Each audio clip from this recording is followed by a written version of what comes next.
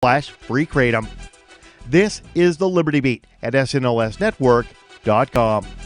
In the news, on Tuesday, a House committee approved a bill to put a 3-year ban or moratorium on the use of facial recognition for surveillance or any other purposes by the state and its political subdivisions.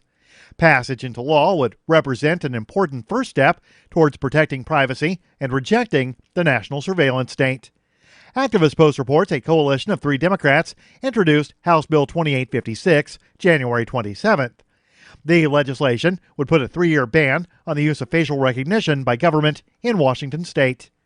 If passed into law, state and local government agencies would be prohibited from obtaining, retaining, requesting, accessing, or using any facial recognition technology or any information obtained from or by use of facial recognition technology.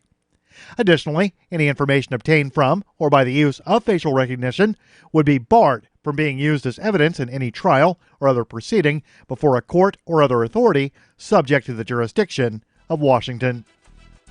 Ever wonder where we find all the news to report right here on the Liberty Beat? Visit snls.news to get the world's most censored media published all in one place. Save yourself from the endless time spent searching for reliable alternative media. SNLS News makes it quick and easy. No ads, no clickbait, just raw headlines, 24 hours a day. Visit snls.news and get informed today without the corporate media spin. Your news now continues. At the World Economic Forum in Switzerland, world leaders addressed various ways to combat climate change and help the environment.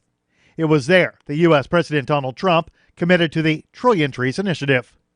The Mind Unleashed reports a bill is currently being drafted by Representative Bruce Westerman, a Republican from Arkansas, that would set in stone the commitment to the planting of billions of trees annually. If the legislation passes, the U.S. will plant 3.3 billion trees each year over the next 30 years. Over the last few years, tree planting initiatives have increased across the world. From Ireland pledging to plant 440 million trees over the next 20 years, to Ethiopia breaking the world record by planting 350 million trees in a mere 12 hours. Chemists working with the U.S. Army are developing new uniforms that can quickly break down toxic substances, protecting troops from bioweapons, according to a report from Wired. Omar Farah's lab at Northwestern University is testing a fabric that can neutralize nerve agents. The new fabric is part of a collaborative effort between the college and the Army, which might take upwards of a decade to test and then commission as the next-generation battle uniform. Activist Post reports the fabric can destroy nerve agents VX, soman, and sarin. The dangerous chemicals can be made in a biosafety level 4 laboratory, like the one found in Wuhan, China. Wired noted that the Army already has uniforms to protect troops from nerve agents, but there are no uniforms that can destroy the toxins. Jared DaCosta, a researcher with the Army who is not involved with the project, said the military has been searching for uniforms that can shield troops from bioweapons and at the same time destroy the chemicals. Support for the Liberty Beat is brought to you by the Homestead Guru. The Homestead Guru is an educational website offering tips, tools, news, stories, and commentary on everything homesteading. Topics include green homes, gardening, animal husbandry, do-it-yourself, home remedies, alternative energy, survivalism, unschooling, and more. Those details are found online at thehomestead.guru. This is the Liberty Beat, powered by the SNLS Network at snlsnetwork.com. I'm Mick Murrow, reporting for the Liberty Beat, reminding you, spread liberty with a smile. Fossilized evidence reveals the Spazosaurus was the largest doofus ever to roam the Earth, and a new tandem mobility scooter is released. This is the Onion Week in Review, damn it, and we're going to need you to demonstrate a little decorum. Got it? This week, economists confirm that the booming tear gas industry continues to lead the world's economic recovery. Financial experts confirmed that the growing demand for tear gas in countries like Turkey, Brazil, and Greece has increased over 20% annually over the past few years, and is anticipated to continue playing a major role in the world economy. The market for tear gas just keeps sustaining itself and growing. We can only hope that more people demand tear gas in the coming months, and the recovery will be here sooner than we thought. In other news, a community is devastated by the sight of an old man struggling up some steps. A stack of unused CDRs turns 5 years old, and this Zoo is really promoting the hell out of their new fruit bat. Your diligence and patience have been noted. Prove yourself further at theonion.com. This is the Onion News Network.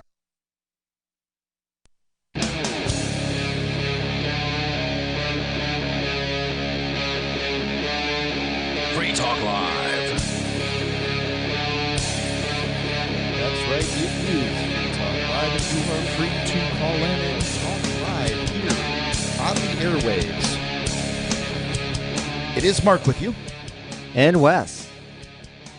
The number to call in, 855-450-3733. It's 855-450-FREE, as in freedom. And we're coming to you live from the U.S. Mariana Islands. Wes, you've been here for going on a week now. It's been about a week. I would have actually left this morning at 5:40 a.m. to fly to Hong Kong, but my flight was canceled. That darn contravirus and the CIA operatives that put it in play. Indeed. Or whatever. Not that there's coronavirus here in Saipan, No, but rather this Hong Kong Express Airlines canceled flights out of Hong Kong, and therefore really no planes returning back there. Right. Basically, the situation is that the vast majority of people who take Hong Kong Express from Hong Kong to Saipan are Chinese nationals. Yes. Who, they're trying to take a vacation. And now they can't because the government has said, And I can understand. I get where it's coming from. I'm not the biggest fan of these lockdowns, and I think we need to talk about how dangerous this stuff is. The government's going and doing lockdowns, and I've got a couple of stories here about what's happening. But at the same time, I kind of feel like if you're going to have a state, that this seems like one of the things that they're probably going to do and should do. So if there was a worldwide pandemic, and there's not, right? Like so far the contravirus isn't any more impressive really than the flu. Although there are lots of conspiracy theories about it being a bioterrorism weapon that was accidentally unleashed out of Wuhan. I'm going to leave that to the side, as much fun as it is to look at conspiracy theories. Yeah. I've seen no real evidence that it's been released by a governmental agency. I have no clue. We know for sure that the Chinese government is great at lying. They lie to their people every single day, state-run press. So maybe they're underplaying the numbers of people that are infected or people that have died. That apparently upwards of 500 people have died in China. One person died in Hong Kong, 39-year-old. Yeah, there could be more cases, but one of the limitations of doing a show like what we do here is that we kind of have to take the news as fact. And I'm willing to look at, I'm willing to question, I'm willing to ask questions, but right now what I got is I got what the Chinese government has said. Yes, and kind of been corroborated by various scientists, researchers in America, as well as people in Hong Kong as well. There's been kind of controversy about Hong Kong not being so forceful and stopping people coming in from China to Hong Kong. It was during the Chinese New Year, right? And this can last up to a couple weeks, basically. But right, the New Year's their big holiday, and it's like they take China's kind of interesting in that they take sort of all their holidays at once, which is good, right? You can go back, you can see the family, because a lot of times if you live far away, what are you doing in the United States? Are you going to go back for Thanksgiving? Are you going to go back for Christmas? Some families do big Easter celebrations. Yep. There's always Independence Day, 4th of July. There's things that go on throughout the year, whereas, and you have to make a decision. Do I want to go back and see mom and dad for this holiday, or this holiday? Well, when it comes to the Chinese New Year, you don't have to make a decision because that's the one you go. Yeah, you are going. And I've read where Wuhan is a city of about 10 to 12 million people, and they say about half of them actually went home or various places during the Chinese New Year. Right. And a lot of these folks, the main concern is that they didn't kind of look at their potential for risk, right, to see if they're infected first before they end up, maybe affecting other people. And that's been a criticism of the Chinese culture, essentially. Maybe let's talk about that for a second. So when I was going to school, my parents, I was sort of raised by that waspy Calvinist, strain of Christianity, and I was taught unless you're dying, you go to school. the sniffles. Oh, that's nothing. Get your butt on the bus. Yeah. And I would not run things. As a matter of fact, my son has been recently home from school because he's been ill, coughing, and those sorts of things. And I don't want to send my kid off to school to, infect other people's children. And I'm sure they appreciate that. The place that it happens at schools. Right. Kids are grabbing every little thing and dirty little primates, putting on their mouths, their eyes, and so forth. And what's an interesting difference in Asia, if anyone's visited Asia, you'll notice a lot of people wear masks. And you're thinking, well, is that because they're afraid of other people's diseases, or is it trying to contain their own? And it seems like the general idea is to prevent yourself from transmitting whatever you have. If you cough or you sneeze, you've got a mask on, which seems pretty sensible in a time where there's influenza and various strains of coronavirus going around. Well, I spoke to a lady in Hong Kong, and I showed her my new fabric mask that I had just gotten for $1. Okay. I was very, very proud of my acquisition. They fit differently. They kind of have this real sort of revolutionary vibe to them. I dig them. And I'll show it to you here in a few. But it form fits over the mouth as opposed to sort of looking like one of these hospital things. It's, very clinical looking and not cool at all. They do come in colors over here in Asia, but in the United States it would only be white. Uh-huh. Here, so I showed it to her, and she's like, well, this wouldn't provide any protection, though. So she was definitely concerned with protection, too. Interesting. Was she thinking that there wasn't enough layers? I don't know what she thought. Okay. I didn't. Because there are more thinner, I guess, ones that aren't as recommended, but the ones that have 2 or 3 layers for comfort and protection, it's not a respirator. I mean, a respirator is really the only way to prevent those transmission of outward and inward coming in. I mean, it's certainly good to have something that covers your mouth if you cough. Right? Yeah. Like an auto covered mouth, and we went also, since I was a kid, we went from, cover your mouth with your hands when you cough or sneeze to cover your mouth with like your arm and sleeve and stuff. Because you're going to touch things with your hands, and other people are going to touch those things. Yeah. And I think that makes perfectly good sense. But I'm just saying things in the 1980s, early 1980s, because I got perfect attendance probably, more times in school than I didn't. And you can be certain in that 9-month period that I got sick. And I was given sickness by other people. And, maybe it's because my mom had to get to work. I don't know what it's like for every family out there. I don't know how they're all dealing with it. But today in my life, if my son's ill, he stays home. Yeah. And I'm not worried about him missing anything at school. School's not, it isn't this breakneck speed thing that's, so important that he gets to go see. He can, stay at home, play with some of his games. He's got, they were playing this geography flag game. I know that Laura and Jack were earlier today. And, well, that's good. Yeah, enriching. He's getting some education in the process. So, I think things have changed, and maybe China's just got some different, cultural rules than what we've moved into. But this kind of bothered me when I saw this. So from the dailystar.co.uk, China deploys thermal drones to scan villagers for coronavirus from the sky. Interesting, because they've been scanning at airports apparently, like checking your body temperature, infrared scanners. And if you're over a certain amount, most people that come in with the virus in hospitals, they're running a fever of like 102 degrees. So pretty high up there. Now, is this a technological innovation that is going to be a benefit to, society as a whole, or is this a new government intrusion that is disturbing? Again, like I say, if I was going to make a case for a state, preventing worldwide pandemics would be the case that I would make. Now, I don't think that it's worth having this antiquated, top-down, hierarchical, organizational model for this one thing, because so far we haven't needed it. There hasn't been a worldwide pandemic not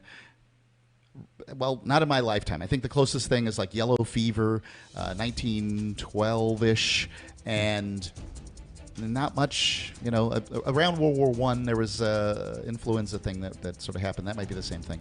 Anyway, that's the closest thing. And we've had vaccines in between. A lot of jumps forward and sanitation and all that stuff has occurred in between. Yes. So I don't even know if a pandemic is going to occur. But every time you step outside, ladies and gentlemen, you're taking your life into your own hands.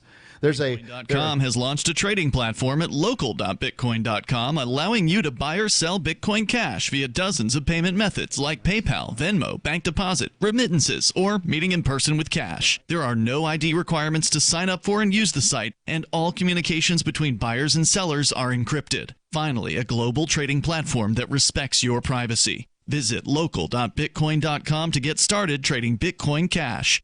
local.bitcoin.com. The next generation wallet is coming from Divvy. In just a few taps, you'll be able to send, earn, spend, and exchange digital money in seconds. Send money around the globe with only a swipe. Instantly exchange between Divvy, Bitcoin, and fiat right in the mobile app and withdraw directly to your bank account. Divvy already offers the first one-tap solution for earning passive income with crypto. Multi-tiered masternodes allow everyone to partake in the network. Visit DivvyProject.org. DivvyProject.org. Don't miss this year's LibertyCon with great speakers like Whole Foods CEO John Mackey, Congressman Justin Amash, and Nobel Prize winner Vernon Smith. Attend 2 spectacular debates. Is government necessary? And does capitalism require government intervention? Network with over 70 pro-liberty organizations. This and a whole lot more. April the 3rd through the 5th in Washington, D.C. Visit LibertyCon.com and use code FTL for a $10 discount on LibertyCon.com.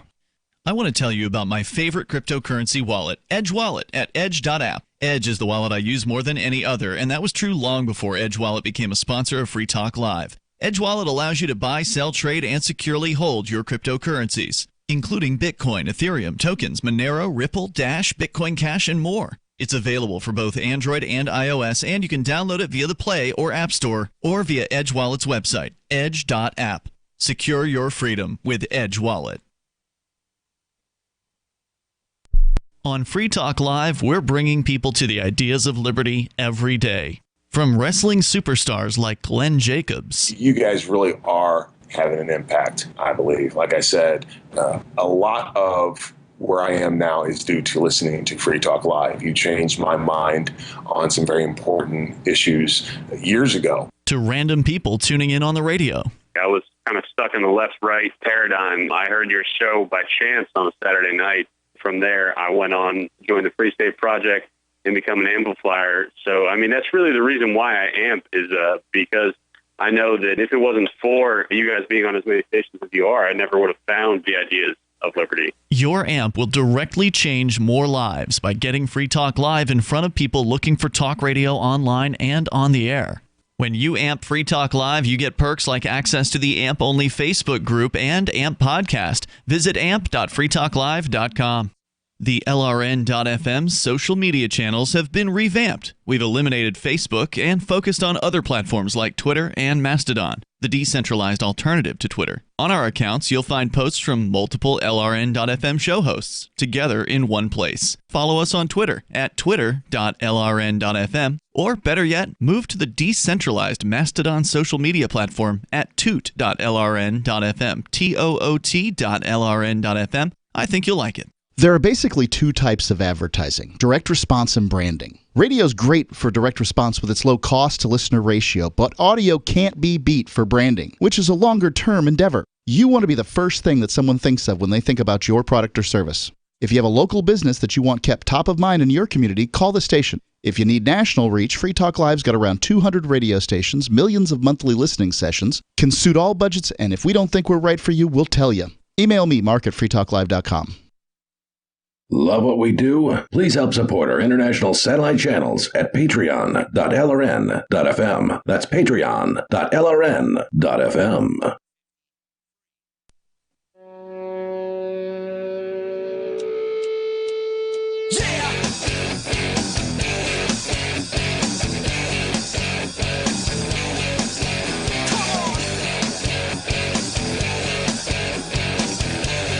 Talk Live. Coming to you from the U.S. Mariana Islands, this live edition. It's Mark with you. And Wes. And it is live. You can call in and talk about whatever's on your mind here on this edition. All you have to do is call 855-450-3733. 855-450-FREE. And we'll take your call and talk about whatever you want to talk about. Right now, we're talking about the coronavirus to some extent. And one of my thoughts on this is that you got to watch government at every turn. Absolutely. Because people with monopoly power are rarely known in human history to moderate the use of that power. They almost always overstep. And this is an area where, we were talking about life or death. Mm-hmm. I mean, do we want a bunch of infected people traveling all over the world? Absolutely not. I'd say no. And no. So, the deployment of a little force does not surprise me, and I guess does not break my heart. Hey, we're shutting down these airline routes and, these kind of things. What are the opportunity costs, of course? Like when we look at China, what they're doing to people there, I mean, really draconian measures. And I think it's largely because the population there has been deeply traumatized by the constant lying of their government that everyone's kind of aware of. I mean, they have VPNs. They can access the outside world, of course, unlike, some people in North Korea. But I asked the Hong Kongers there, like, when do you think, which country is going to be free first, China or North Korea? And they always kind of laugh about that because it's an interesting question, isn't it? It is an interesting question. Like one population has been controlled under authoritarian dictatorship for decades, right? And completely impoverished and mistreated and murdered and so forth. But on the other hand, China has done a lot of those same things, and yet they've had this culture of progress, material progress, right? All building the equivalent of a New York City every year. Just crazy amounts of building. I was in Shenzhen 2 years ago, and it's amazing, the office buildings. A lot of them are empty. Interesting. Leave it to government central planners, right, to figure out what's best going to be good for occupancy and, renting things out and leasing things. Yeah, I don't know exactly how the Chinese ownership thing works. So private investors sort of own things and sort of don't own things. And you're going to be monitored by the government. Oh, there's a lot of that. And you're absolutely right that the Chinese government, and frankly, I mean, this is what states are known for, is obfuscating the truth, right? Indeed. They lie. And giving you a perceived sense of legitimacy of what they're doing and who they are. Like you were saying before, any criminal gang is a real threat to people in society. But when that gang actually has a flag and they're seen as your protectors and providers, well, that makes you vulnerable to a lot of intrusions and rights violations, right? Sure. You're told to trust, and everybody else seems to trust. There's a sort of societal level trust of whoever these people are that are claiming these monopoly privileges over you. What's going on in China right now is that they're using unmanned aerial vehicles, which are equipped with thermal imaging technology, to read body temperatures. It says in the sky, which I would have somehow change the way that sentence was put together. The bodies aren't in the sky. No, no maybe playing in the backyard or something. The drones are, but if you're walking down the street, they can scan you and tell what your body temp is. If you're walking around with 101 degree temperature, you're targeted in some way. Yeah. The word Orwellian comes to mind with this. What's right? this? Orwellian. Oh yeah. That's part of this, and again, is this a technological advancement in the treating of a potential worldwide pandemic, or is this a government overreach? Mm-hmm. And if it was only used to get treatment to people who needed it and didn't know, or caught them a little sooner or whatever, and they couldn't spread it, okay, I guess I can live with that. But if it's like, okay, off to the inpatient locked up ward with you, then that's going to feel a lot less free.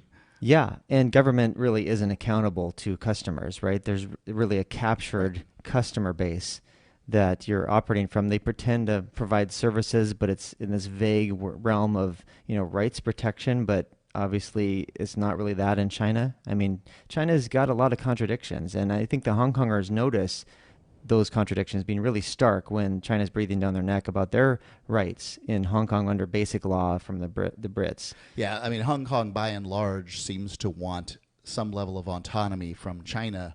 I mean, they're Chinese ethnically in many cases, the vast majority of Hong Kongers, but they've grown up under a completely different system, and they're different folks. It's a different culture, for sure. Different culture. Yeah, they want freedom and at least bare minimum free speech, free press, being represented by people that they can vote for. And I think that everybody wants freedom to some extent for themselves. And what they don't realize often is in order to get freedom for yourself, you need to advocate for freedom for other people. And that's the purpose of me reading this article here, is that, look, how does it benefit me or not if people half a world away, China is not half a world away from me, but it is from most of my listeners, are subjugated to some intrusion on their lives to prevent the spread of this global pandemic? And I'd say the answer is no.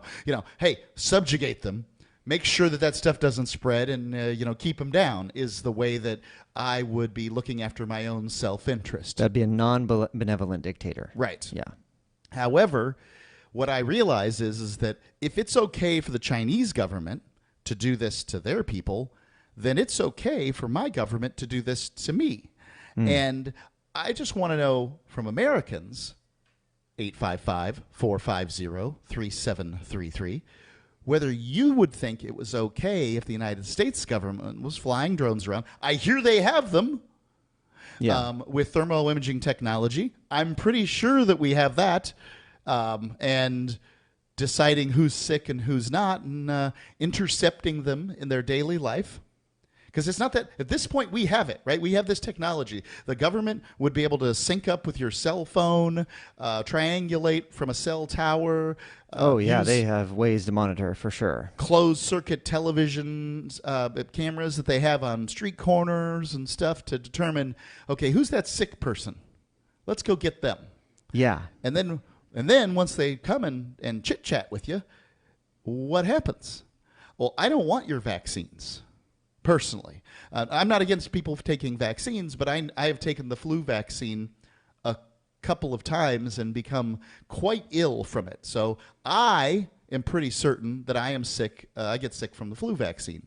Now, I may not be able to convince a medical personnel type person that is the case. And I am not interested in dealing with a situation where they tell me you're getting this shot.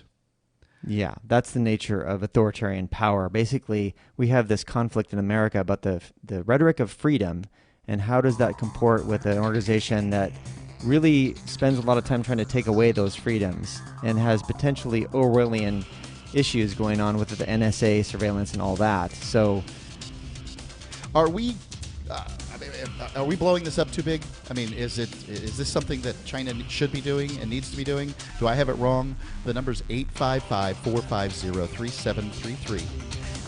855-450-FREE as in Free Talk Live.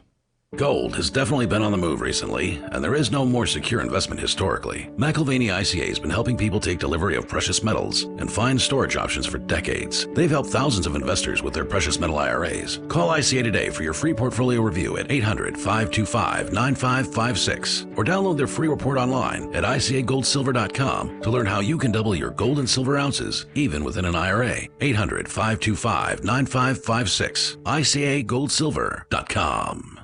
Do you want more businesses accepting Bitcoin Cash and Dash? Now with AnyPay, you earn passive income for every purchase at those businesses. Finally, a financial incentive to spread Bitcoin Cash and Dash. You made it happen, so you receive the rewards. Download the AnyPay Cash Register app and add your cryptocurrency wallet addresses. Then install it at a real-life business and tell us what you did at AnyPayInc.com. AnyPayInc.com. The Free State Project has reached its goal of 20,000 liberty lovers who've pledged to move to New Hampshire and get active to achieve liberty in our lifetime. Perhaps you're trying to figure out what part of New Hampshire should be your destination.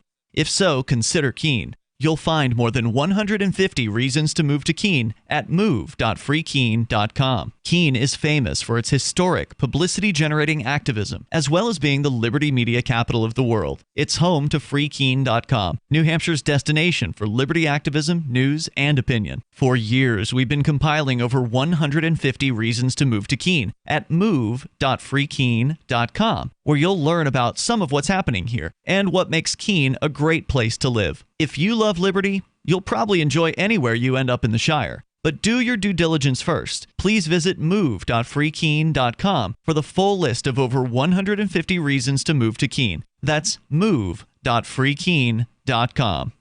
What do you shop for that you could otherwise buy at Amazon? Pretty much everything, right? Amazon has competitive pricing and they deliver, and that's a big plus. If you could plan ahead in your shopping, would you be interested in saving up to 33%? There's a catch. You have to do your shopping in Bitcoin. But imagine those savings. It's like a huge raise. All you have to do is go to saveatpurse.com. We've saved thousands, and you can too. Plan ahead and save. Saveatpurse.com. There are lots of ways to listen to Free Talk Live. Our podcast has been around since podcasts began, and now the FTL feed is loaded with content besides our full show archives. Did you know that we make it easy for you to customize your podcast subscriptions? We have different feeds, one that includes only our full shows, one with just the Daily Digest, and our main feed that includes everything. You decide what you listen to. It's quick and easy to customize your feeds at feeds.freetalklive.com. That's feeds.freetalklive.com. This is Michael Dean from the Freedom Fiends. I've run websites since 1996 and have used over a dozen web hosts in that time. AgristHosting.com is the only one that hasn't broken my heart. Agrist Hosting's uptime and service is stellar, and their DDoS mitigation is the best I've seen. That's important because if you tell the truth in this world, you'll ruffle feathers. And some people will try dirty tricks to silence your voice. No matter what the haters hit us with, Agrist Hosting keeps our websites online. If you have a mission-critical commercial presence or a world-changing activism site, you cannot tolerate any skullduggery. So go with agristhosting.com. Have a WordPress or blog site, but you're not satisfied with performance or uptime? Or just want raw hosting? Want to pay with Bitcoin? Agrist Hosting specializes in high-performance hosting with personalized service. Go to agristhosting.com and click on the button that says Get Hosted. That's agristhosting.com. Now you can follow LRN.FM on the decentralized Mastodon social media platform at toot.lrn.fm, toot.lrn.fm.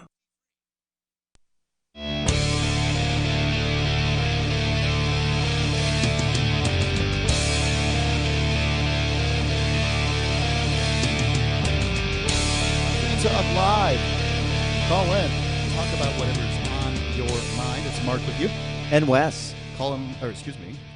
Doing a live show here from the U.S. Mariana Islands, and you're still going to sound great. Now, you could go to the Discord rooms at discord.freetalklive.com. There's a little bit of a sign-up process, but once you do, it's even easier to call in, and then you sound awesome. Now, we're one of the only shows out there that allow you to do that. And it's, Free Talk Live's commitment to using technology to improve talk radio. And, well, you're welcome to do that. So it's discord.freetalklive.com. I want to tell you, speaking about using technology to improve people's lives, Bitcoin.com is the forefront. This is the place. If you're interested in cryptocurrency, this is the place to go. This is to start your journey. They will... First, they've got some great instructional videos, and you'll find out all about what is cryptocurrency, what is Bitcoin Cash, and all these things. Secondly, they'll allow you to get a wallet. They'll allow you to get some purchase some Bitcoin Cash to put in the wallet. They make it easy for you. They have one of the most robust news organizations within the cryptocurrency sphere, and I am happy to often get a chance to read their articles here on the air and certainly read them regularly myself. So it's bitcoin.com. By the way, they have a website where you can buy Bitcoin Cash without their knowledge, without anybody else's knowledge. Basically, it's just you and another person doing transactions. That's local.bitcoin.com. It's a great site, robust, and you should check it out. Bitcoin.com. We're talking about this situation in China where, well, the coronavirus appears to be spreading and they're trying to stop the spread and kind of looking at it from the standpoint of libertarians. What's a libertarian? A libertarian is a person who does not believe that you should be able to initiate force against another person. And that's kind of a weird question when you're dealing with somebody who's ill. So a person who's ill could go out and spread an infection, i.e. force, amongst other people by touching things or whatever. Or they could be very fastidious in making sure that that infection doesn't spread and those kind of things. Plus, when you leave your house, you're taking a certain risk anyway. Yes, you might get hit by a bus. Yep, it could just happen. So, I think it's worth looking at both sides of this. Yeah, it seems that, by the way, I was at a Bitcoin Cash meetup in Tokyo, which was really cool. I'd been hanging out in Japan for about a month, and going to that meetup, it was like being transported back to America. A lot of expats. Oh, really? Yeah, a lot of people speaking English. Good. Which isn't so typical in Japan. But the whole idea of government saving us from this threat, Jeffrey Tucker wrote an article for the American Institute for Economic Research, the AIER, titled, "Must Government Save Us from the Coronavirus?" And the general gist of this is that people, individuals in society don't want to get this, right? So they rally around the cause of human health, essentially. Right. Sure. And government tends to impede that natural outgrowth for people's concern for each other's well-being. Yes. Yeah, that's the thing we need to watch out for. And of course, when government displaces that general sort of desire to make sure everyone's okay, then it can go off the rails really quickly. And he points out that, in history of internment camps and quarantine facilities, it's not been a pretty picture at all. Right. Yeah, he says, on the other hand, abuse of such powers is even more frequent. The problem is the low threshold concerning risk. Once government has the power, it can use it in any way it wants. Right, hold on. That low threshold concerning risk. Let's talk about that for a second, because this is really important when discussing the coronavirus. Now, I don't have all the numbers sitting here right in front of me, but as far as the number of people who've been infected with the coronavirus versus the number of people who died, which, by the way, the number of people who've been infected is 5 figures. The number of people who've died is like 3 figures. So a fatality rate of like 3%, I think it's. Yeah, not impressive. No. Now, some sites are saying it's 25% and the Chinese government's lying. Yes. Well, I don't know what to say about that. I don't know how to address that. I don't have those numbers. At this point, the coronavirus appears to be the flu. Yeah. Or something to that effect. On that note, imagine this headline. A deadly virus is spreading from state to state and has infected 19 million Americans so far. It's influenza. Yes. And that kills 19 a lot of people. Million Americans. And that's the thing is we're used to the flu. But the thing is when you throw those letters in front of the flu, right, the E7 B6 virus or whatever the heck they say, right? The H1N1. The one they developed the vaccines for, right? Right. So they're coming up with vaccines. Once they start doing that, once they put out a few news stories where they have a specific name for the virus, because that's what it all comes down to. It comes down to a name for the virus. Mm-hmm. And once they've got a name, then people are scared. If you call it the flu, then they're used to it. Does SARS sound pretty scary? SARS, it doesn't really matter what the name seems to be. I remember there was a scare of the H1N1 virus. Then there was MERS, and that actually had a higher fatality rate, like 35%. Yeah, and for whatever reason, that didn't get the traction that SARS Apparently did. not. But, people, once you give it its own name, then they're suddenly more likely to be scared of it. And at this point, the coronavirus is a real non-starter as far as danger goes. Watch out for the flu out there, folks. Exactly. The Centers for Disease Control predicts at least 12,000 people will die from the flu in the U.S. every year. In 2017-2018 flu season, as many as 61,000 people died, and 45 million were sickened. Right? So that doesn't really, come up on the radar for most people. I think it's because it's like old people that get this, and they're going to die eventually anyway pretty soon. So yeah. And sometimes young people get sick and die from the flu. Compromised immune system. And sometimes just regular folks get sick and die from the flu. That 39-year-old in Hong Kong from the coronavirus, apparently he had diabetes. I'm not sure if it was type 1 or type 2, but his immune system was compromised, or at least metabolic issues, I guess. Right. I guess once you say, but he had diabetes, then that sort of qualifies, and everybody's like, oh, well, yeah, he was. Because what they say about the influenza, it takes out the weak and the elderly. Mm-hmm. But I repeat myself, And people that come in are usually at a late stage, it seems, with their fever and so forth, and that can make it harder to save them, essentially. Yeah. So it's like doing damage control at that point. And I think that this technological innovation here that the Chinese government has, where they're flying unmanned aerial vehicles equipped with thermo-imaging technology, reading body temperatures from the sky with high readings suggesting infection, is probably on the net bad. Sounds very efficient, though, doesn't it? It's efficient, and efficiency in government scares me. That's, definitely scary. Like, I get why people want efficiency. I've dealt with the government myself, and it isn't delightful. Ever. You sit at the motor vehicles, you think to yourself, surely this everlasting torture could be more efficient. Yeah. And you yearn for governmental efficiency at that moment. But there's a danger to government efficiency.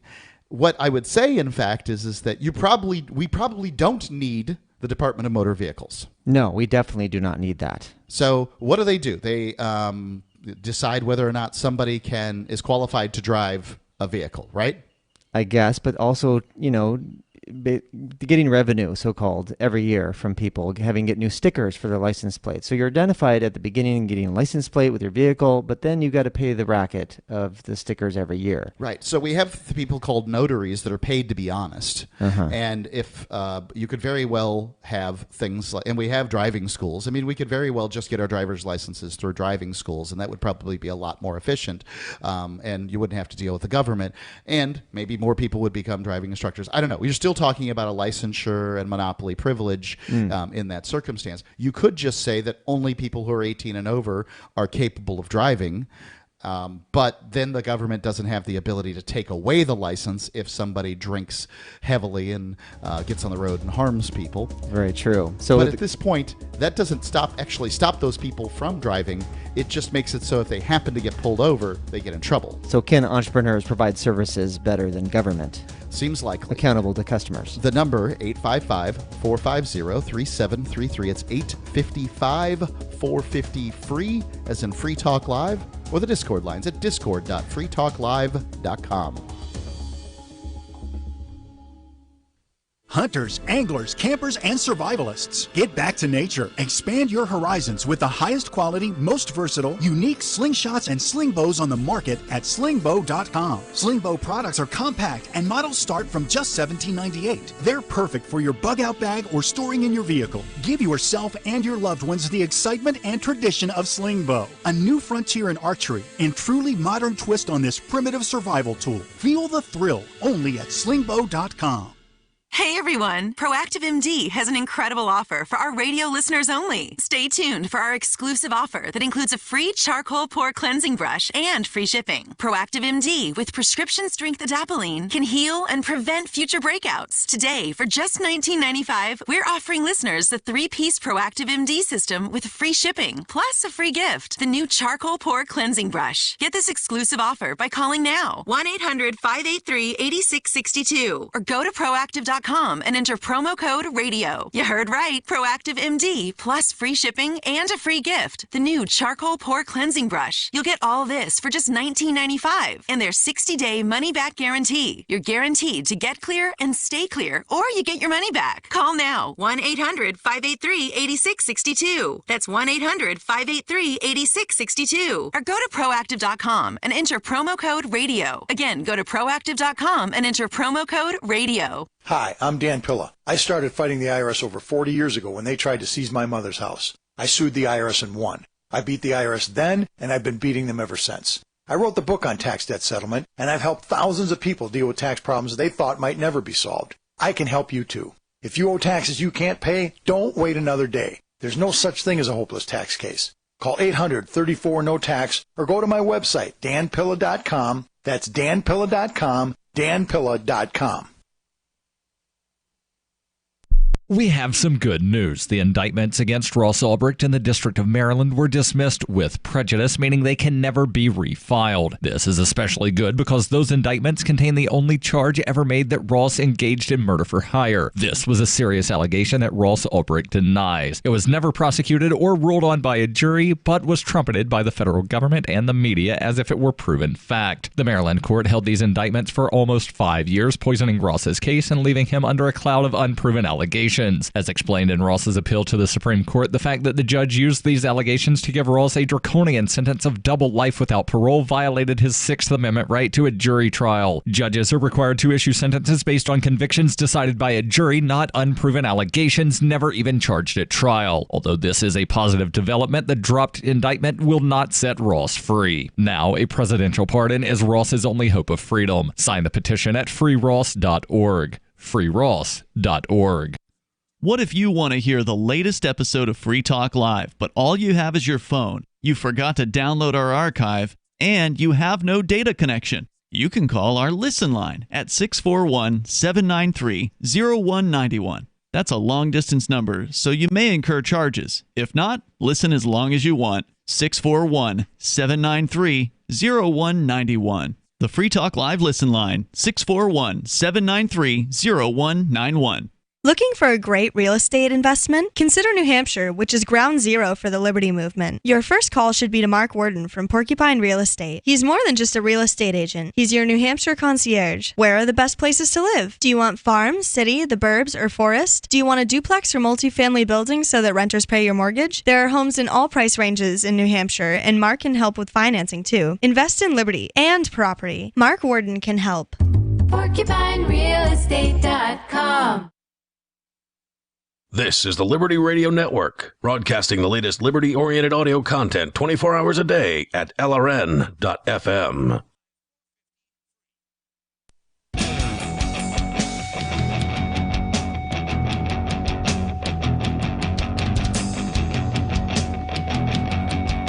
It's Free Talk Live. You can call in, talk about whatever is on your mind. Mark here.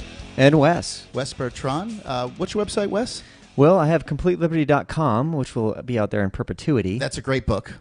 Yeah, I wrote 2 books about complete liberty, a.k.a. voluntarism, so idea of a stateless society and where there's trust in individuals to make decisions for win-win interactions, essentially. And for me, you have been one of the guiding lights in the liberty movement as far as your voice and putting out there your ideas. I think it's great. I appreciate that. Yep. And if I don't know how long ago it was, but if folks want to get back and hear some you and I discussing the merits of voting, that's right. They can go find that, and that may very well happen tonight. We actually went on a cruise to Bermuda to discuss that, have a debate about voting. We did with Stefan Molyneux too. There's the phrase, "Don't vote; it just encourages the bastards." Which I'm not going to argue that point. The number 855-450-3733. It's 855-450-FREE. Want to get to your calls, but I also want to tell you about Divvy. I just had a conversation, which I'll have up as an Edgington Post in the near future here. Edgington Post, by the way, if you need to know, is a podcast that I do, and I tack it on the end of Free Talk Live. So if you listen live, whether through the many mediums that you listen, I thank you for listening live, but don't forget that there are also some extra content that goes on the podcast, so it may be worth downloading and checking out. But I just had a meeting today, and I think we're going to put the Edgington Post up as its own thing too, for people who just want to be able to get that. So anyway, the conversation with Jeff McCabe of Divvy, that's D-I-V-I, Divvy, and it's a cryptocurrency that's their intention is to be much more real world and interface better than many cryptocurrencies have up to this point, and interface with sort of Bitcoin, government money, and then you can use Divvy to sort of move in between and make purchases and that sort of thing. They've teamed up with Costa Rica using their fintech laws there in order to make this all a lot easier, and they're rolling out their technology here in the very near future. And I just want to say that I and Free Talk Live have gotten into Divvy, and it might be a good idea for you to check out their one-click masternodes. There has been some money made in cryptocurrency in the past, and Divvy makes it relatively easy. Their payouts at this point are on the range of 40%, like APR kind of thing. And you can't find that too many places. So check them out. It's divvyproject.org. That's D-I-V-I, divvyproject.org. So, don't say you weren't warned. Crypto is known for having mad gains in various ways. Yeah, it can happen, and certainly it's been on the move here recently. Let's go to Ralph calling in from Maine. Ralph, you're on Free Talk Live. Hi. Apologize for tuning in a little bit late. You were talking about the coronavirus. Did you talk about the floating prisons, one off Yokohama and one off of Hong Kong? There's prisons? No, I don't know anything about this. Floating prisons. Well, two ships that they found passengers with coronavirus, so they've there's a cruise quarantined the ship. Yeah, there's right. Nobody can leave.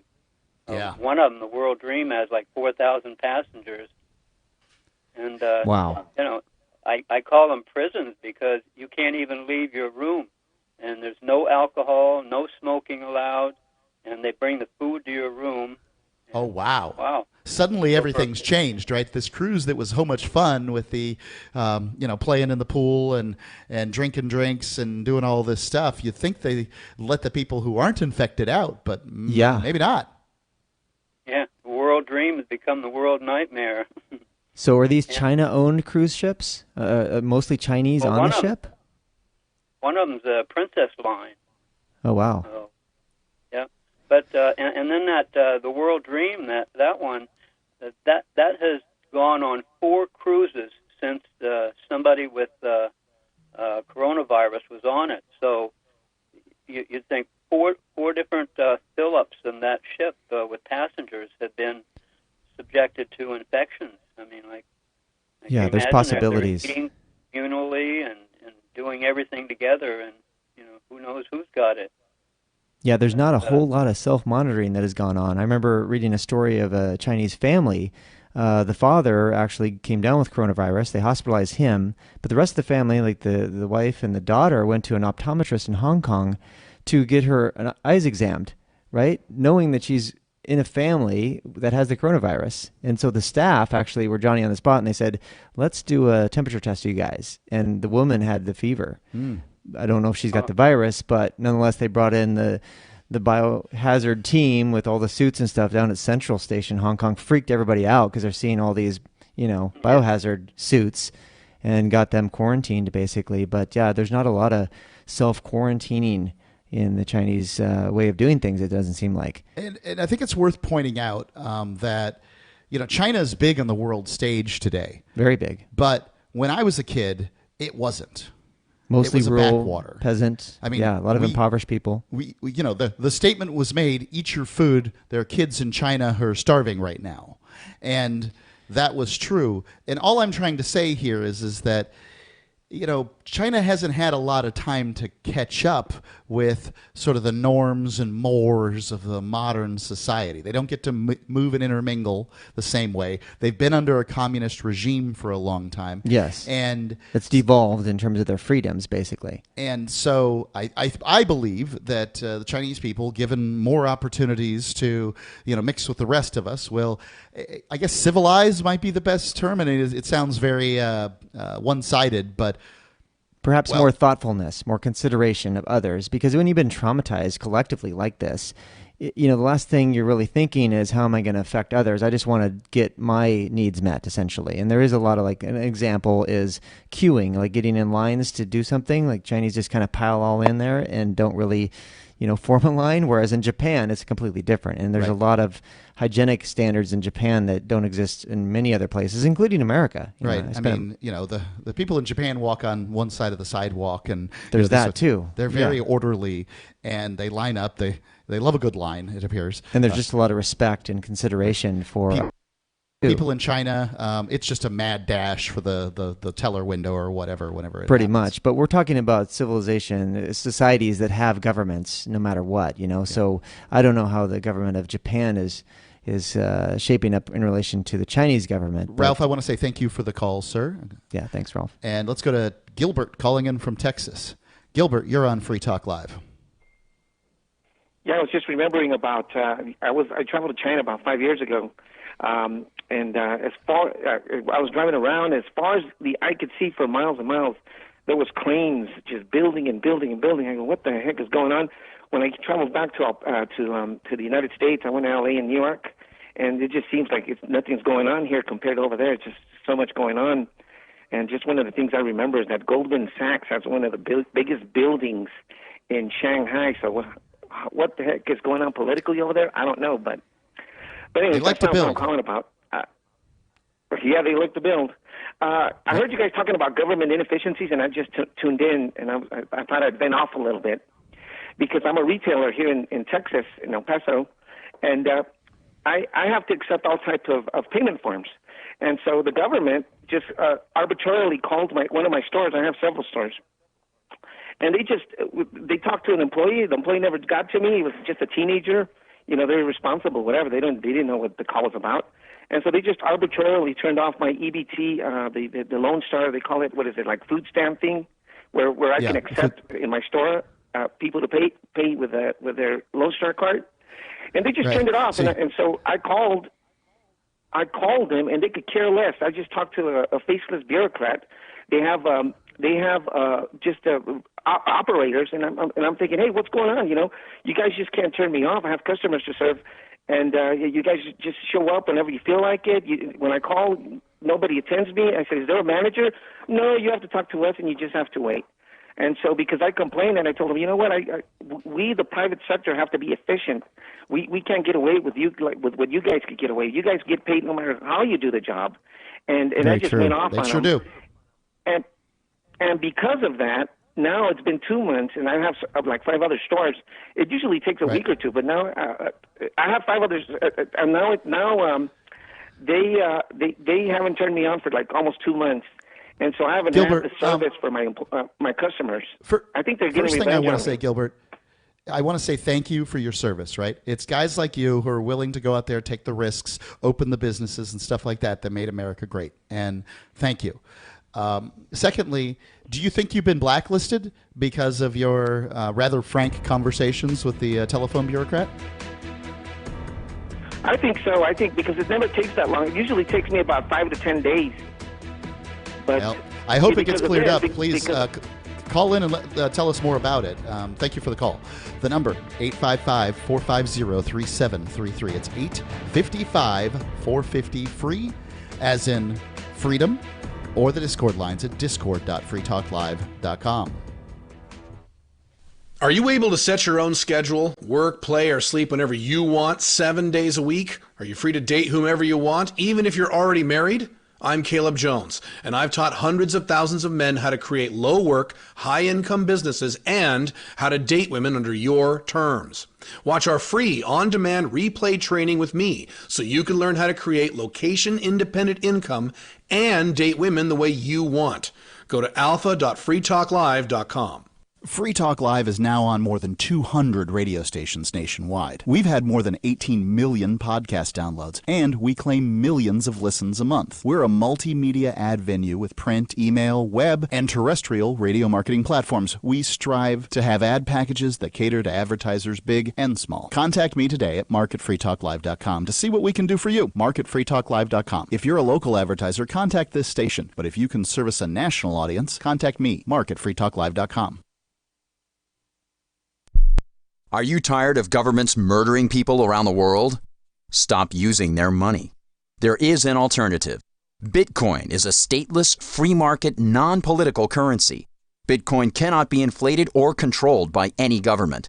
By using their money, you are helping the state. Stop doing it. You have an incredible alternative available now. Learn it, use it, spread it. Get started with Bitcoin at bitcoin.com. That's bitcoin.com. Some of you asked, and now we've delivered. LRN.FM's live Keene, New Hampshire studio shows are now streamed in HD on Twitch. Visit our channel at twitch.lrn.fm and give it a follow. If you have Amazon Prime, you get one free subscription on Twitch. If you use it on our channel, Twitch will give LRN.FM a monthly piece of your Prime subscription cost. So please watch, follow, share, and subscribe to twitch.lrn.fm. That's twitch.lrn.fm. You're listening to the live edition of Free Talk Live. Hour number 2 is next, after the news, here on the Liberty Radio Network at LRN.FM. This is the Liberty Beat, your daily source for liberty news and activist updates. Produced in partnership with the SNLS Network and listeners like you. Online at snlsnetwork.com. I'm Mick Murrow with your latest edition of the Liberty Beat. Gold is trading at $1,567, silver at $17.83, and Bitcoin is trading around $9,730. Today's gold, silver, and Bitcoin prices are brought to you by Brave Botanicals, high-quality kratom and CBD at reasonable prices with excellent customer service. Brave Botanicals is activist-owned and mission-driven. The Liberty Beat and Brave Botanicals believe so strongly in the power of kratom, we're giving it away for free. Just go to libertybeat.news/free kratom. This is the Liberty Beat at snlsnetwork.com. In the news, on Tuesday, a House committee approved a bill to put a 3-year ban or moratorium on the use of facial recognition for surveillance or any other purposes by the state and its political subdivisions. Passage into law would represent an important first step towards protecting privacy and rejecting the national surveillance state. Activist Post reports a coalition of 3 Democrats introduced House Bill 2856 January 27th. The legislation would put a 3-year ban on the use of facial recognition by government in Washington state. If passed into law, state and local government agencies would be prohibited from obtaining, retaining, requesting, accessing, or using any facial recognition technology or any information obtained from or by use of facial recognition technology.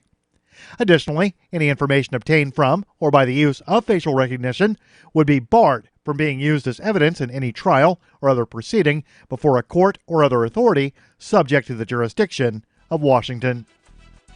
Ever wonder where we find all the news to report right here on the Liberty Beat?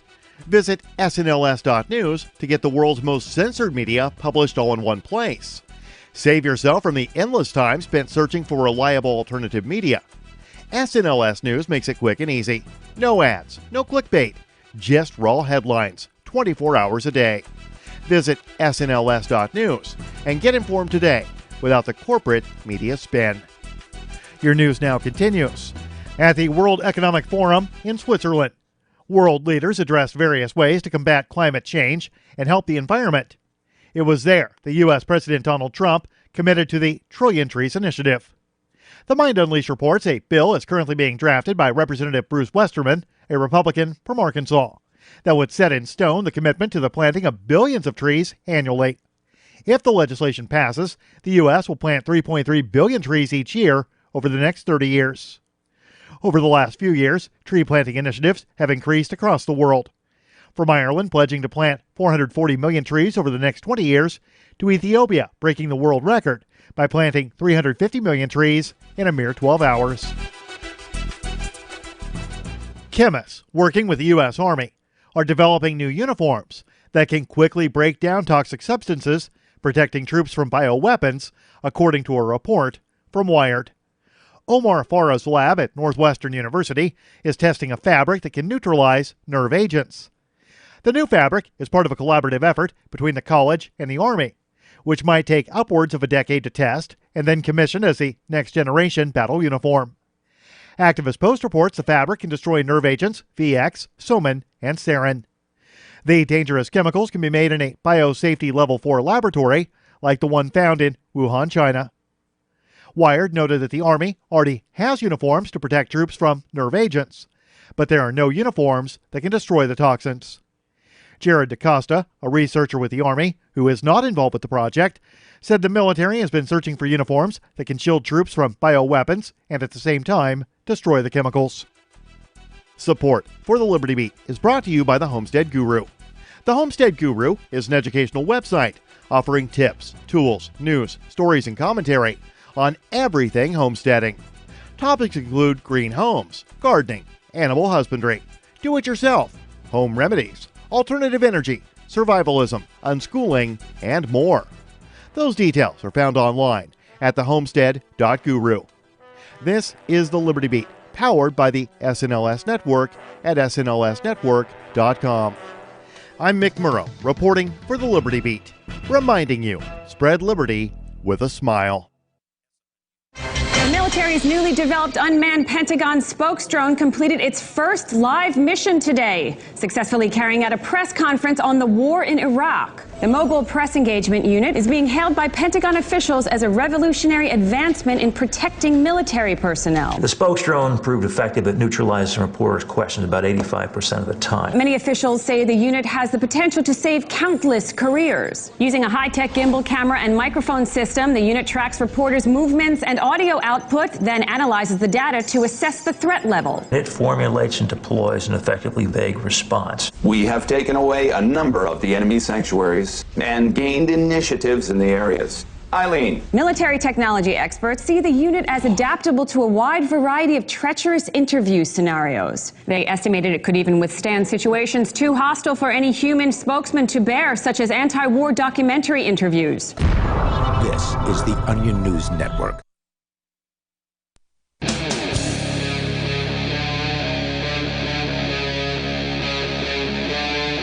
Free Talk Live.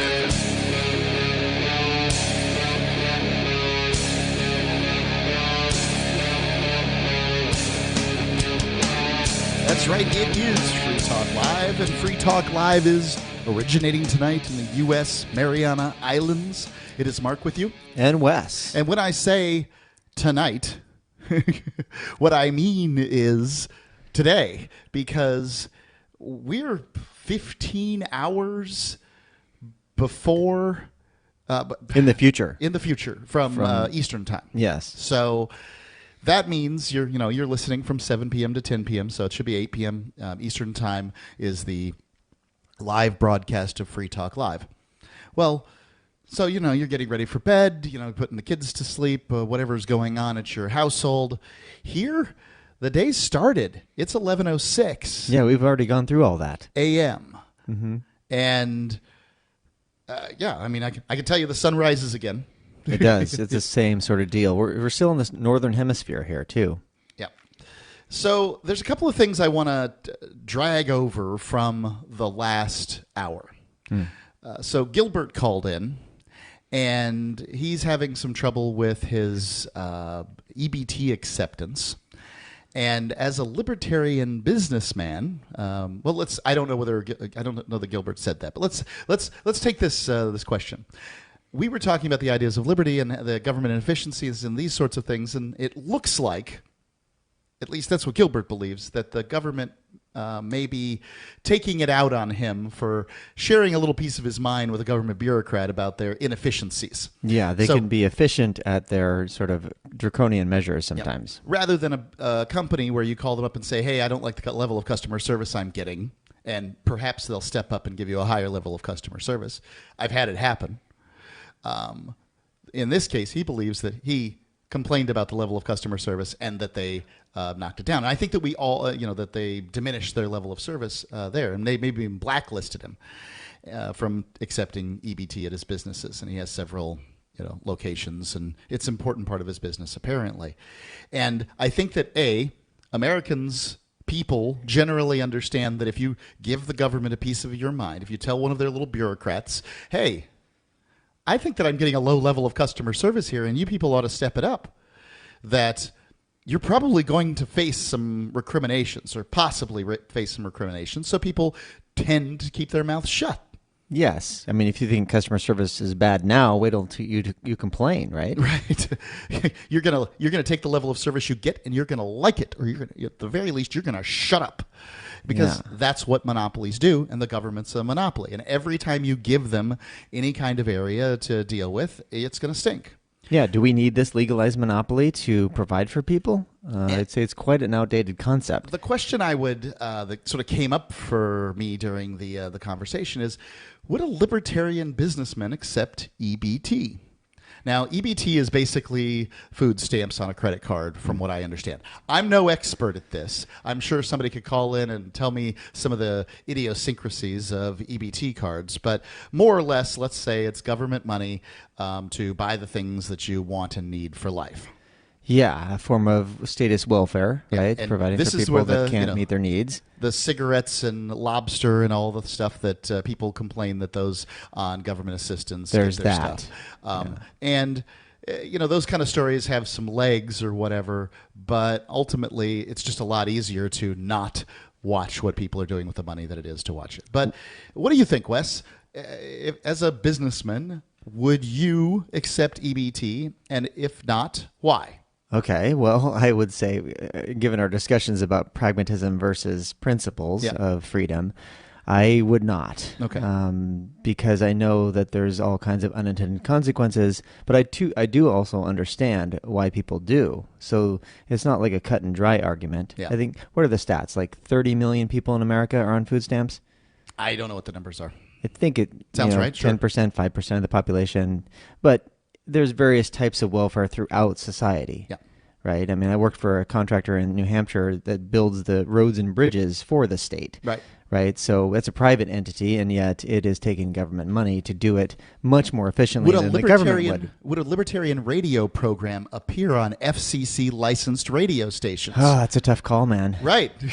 So, for me, what I've decided in this is that I think everybody has to make their own decisions how they're going to get by in this world where this, hierarchical state exists. And I'm not willing to cast aspersions at anybody. And I, thanked Gilbert for his service as a businessman. Absolutely. He's being industrious and enterprising and providing for people's needs, in a win-win way, which is what a voluntary market does. It's just that we've got this regulatory bureaucracy and a welfare state that is posing as our provider or protector because we somehow couldn't do it otherwise. I think free markets are renowned for meeting needs, seeing needs and filling needs in the marketplace to the point where people kind of criticize the consumerism, right? All the choices available and all the different ways that you can get shiny things, right?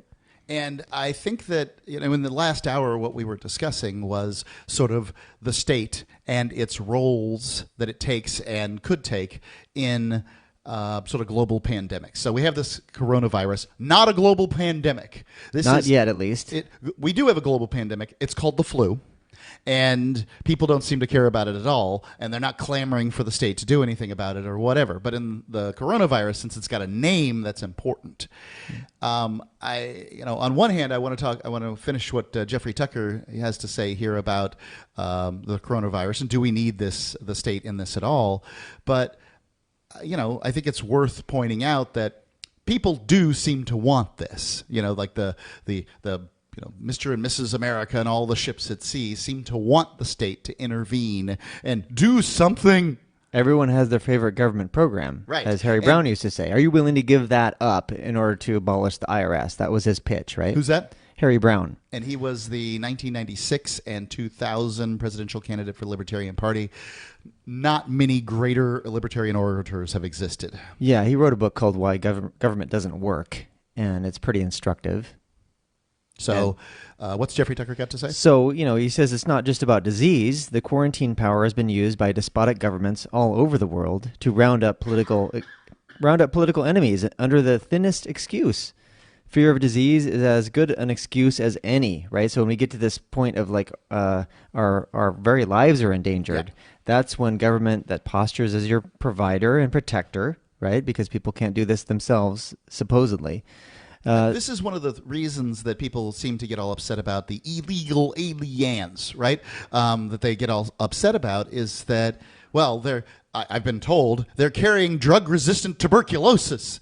Yeah, he says in recent times, fears of AIDS have led to calls for arresting Mexican immigrants to prevent the spread of disease. Okay, I didn't realize AIDS that. was a thing in the Mexican immigrant community. But there's any excuse you could use for government intervention. I mean, the biggest example would be... Surely someone in Mexico has AIDS, and surely some of the people who in Mexico who have AIDS have attempted to cross the border. Yeah. I mean, just as many people have done it. But, I mean, the number of illegal aliens coming from Mexico has diminished because, well, America's not as nice a place to be as it was 20 years ago. It's supposed to be a land of opportunity, so you can remake your life and start a business and live in a flourishing way with your family and friends. Right. I mean, one of the things Mr. and Mrs. America need to consider is that if you're going to get upset about illegal aliens today, how are you going to feel if your kids need to be illegal aliens in the future?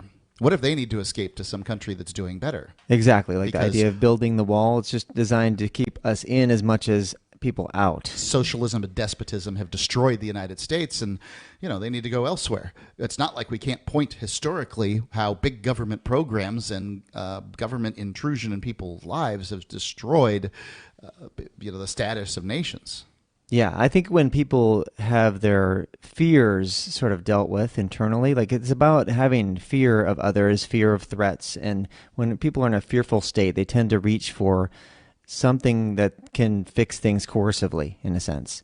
An authoritarian sort of regime is the preeminent example of how to fix problems with force.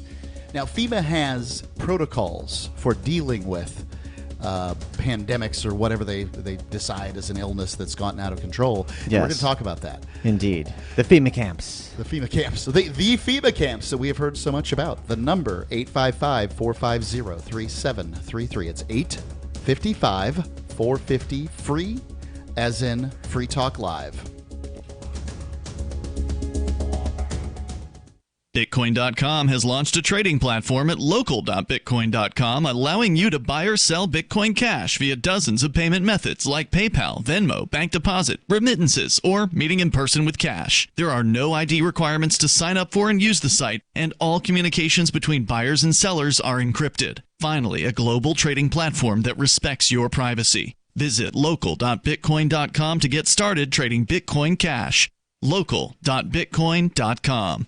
Don't miss this year's LibertyCon with great speakers like Whole Foods CEO John Mackey, Congressman Justin Amash, and Nobel Prize winner Vernon Smith. Attend 2 spectacular debates. Is government necessary? And does capitalism require government intervention? Network with over 70 pro-liberty organizations. This and a whole lot more. April the 3rd through the 5th in Washington, D.C. Visit LibertyCon.com and use code FTL for a $10 discount on LibertyCon.com. The next generation wallet is coming from Divvy. In just a few taps, you'll be able to send, earn, spend, and exchange digital money in seconds. Send money around the globe with only a swipe. Instantly exchange between Divvy, Bitcoin, and fiat right in the mobile app and withdraw directly to your bank account. Divvy already offers the first one-tap solution for earning passive income with crypto. Multi-tiered masternodes allow everyone to partake in the network. Visit DivvyProject.org. DivvyProject.org. I can definitely say that I have found the best cryptocurrency wallet. Certainly the best named one. I'm Mark Edge, and I love the Edge wallet. I've been using it for the last few months. You can buy, sell, trade, and hold your cryptocurrency securely. I trust my holdings of all the major cryptocurrencies to Edge wallet, and you should too. No long phrases to memorize, just a username and password. Secure your freedom with Edge wallet. Get it now on Apple or Android in the App Store or at edge.app.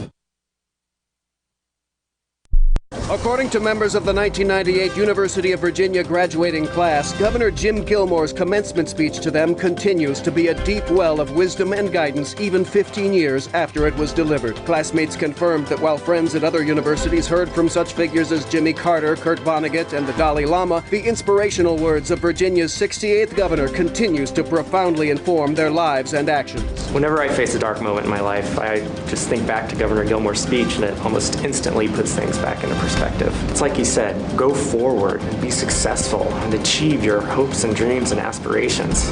All I can say is I hope I've lived up to that incredible lesson. And in local news, a 5-year-old figures he has about a year left of peeing at urinals with his pants all the way down.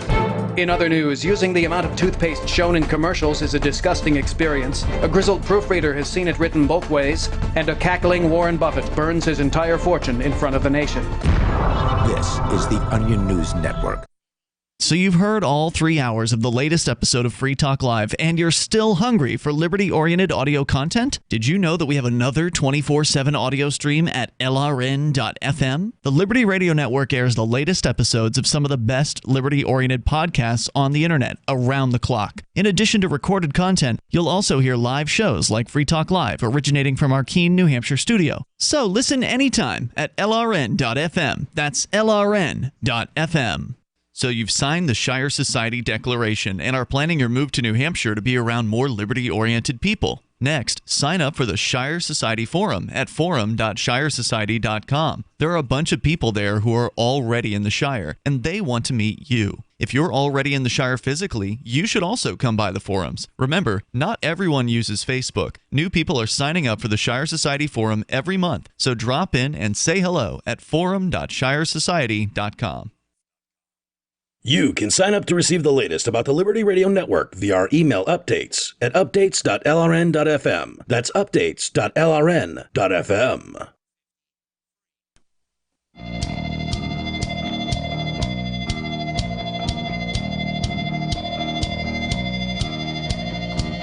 Free Talk Live. It's Mark with you. And Wes.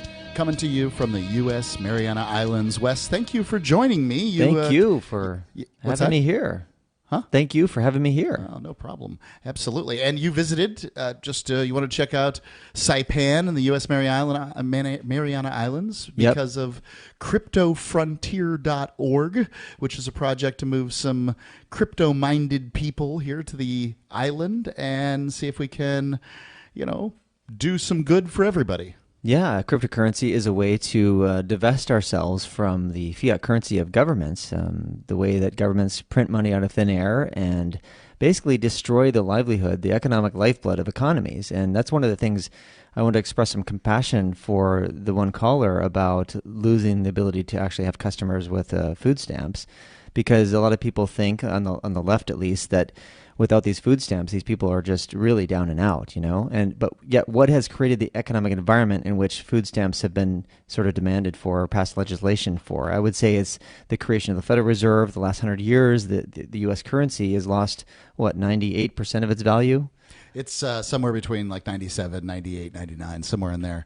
This is not helpful for people. Right. It's a depreciating asset, and it everybody is. knows it. That's why Americans But it's only 3%, Mark.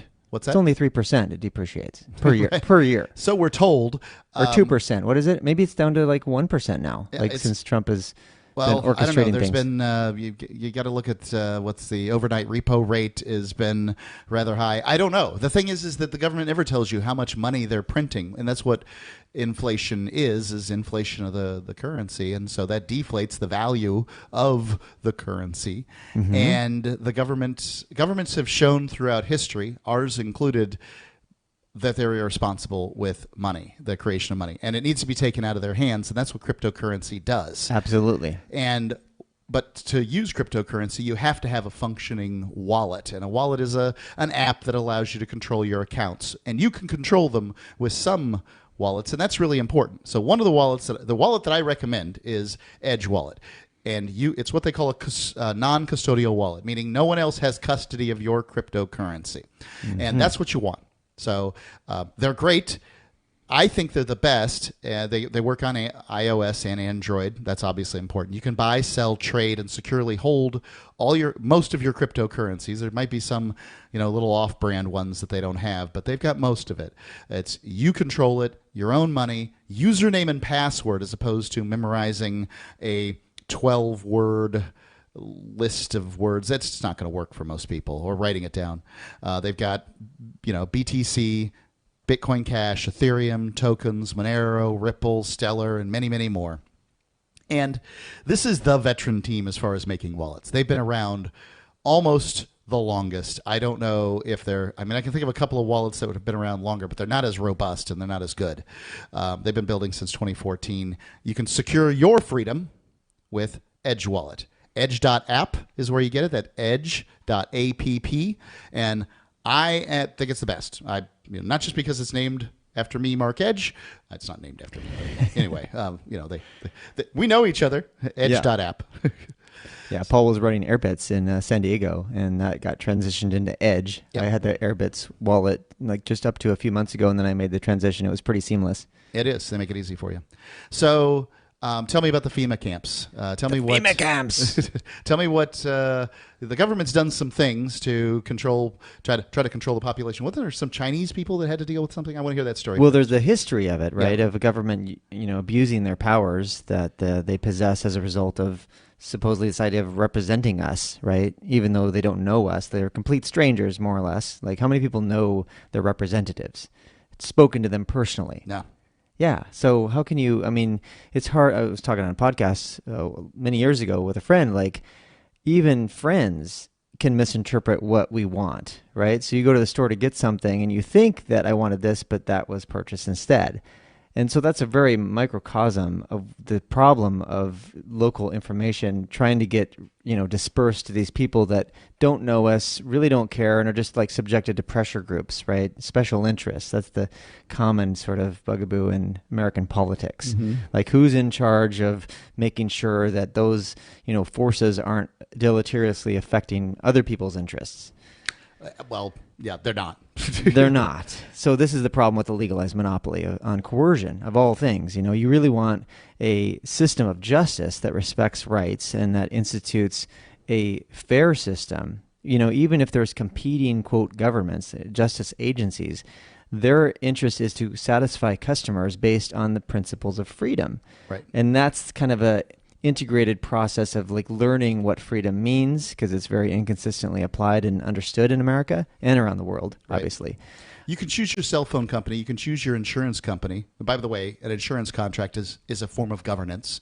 But you can't choose your government. And for some reason, we used to believe as humans that religions and land masses were tied together. You had to be the same religion as the people who are around you, otherwise there's going to be problems. Now in the United States, we can see that people of different religions can live on the same street and everything's fine. Absolutely. Now, the next question, can you have a different government?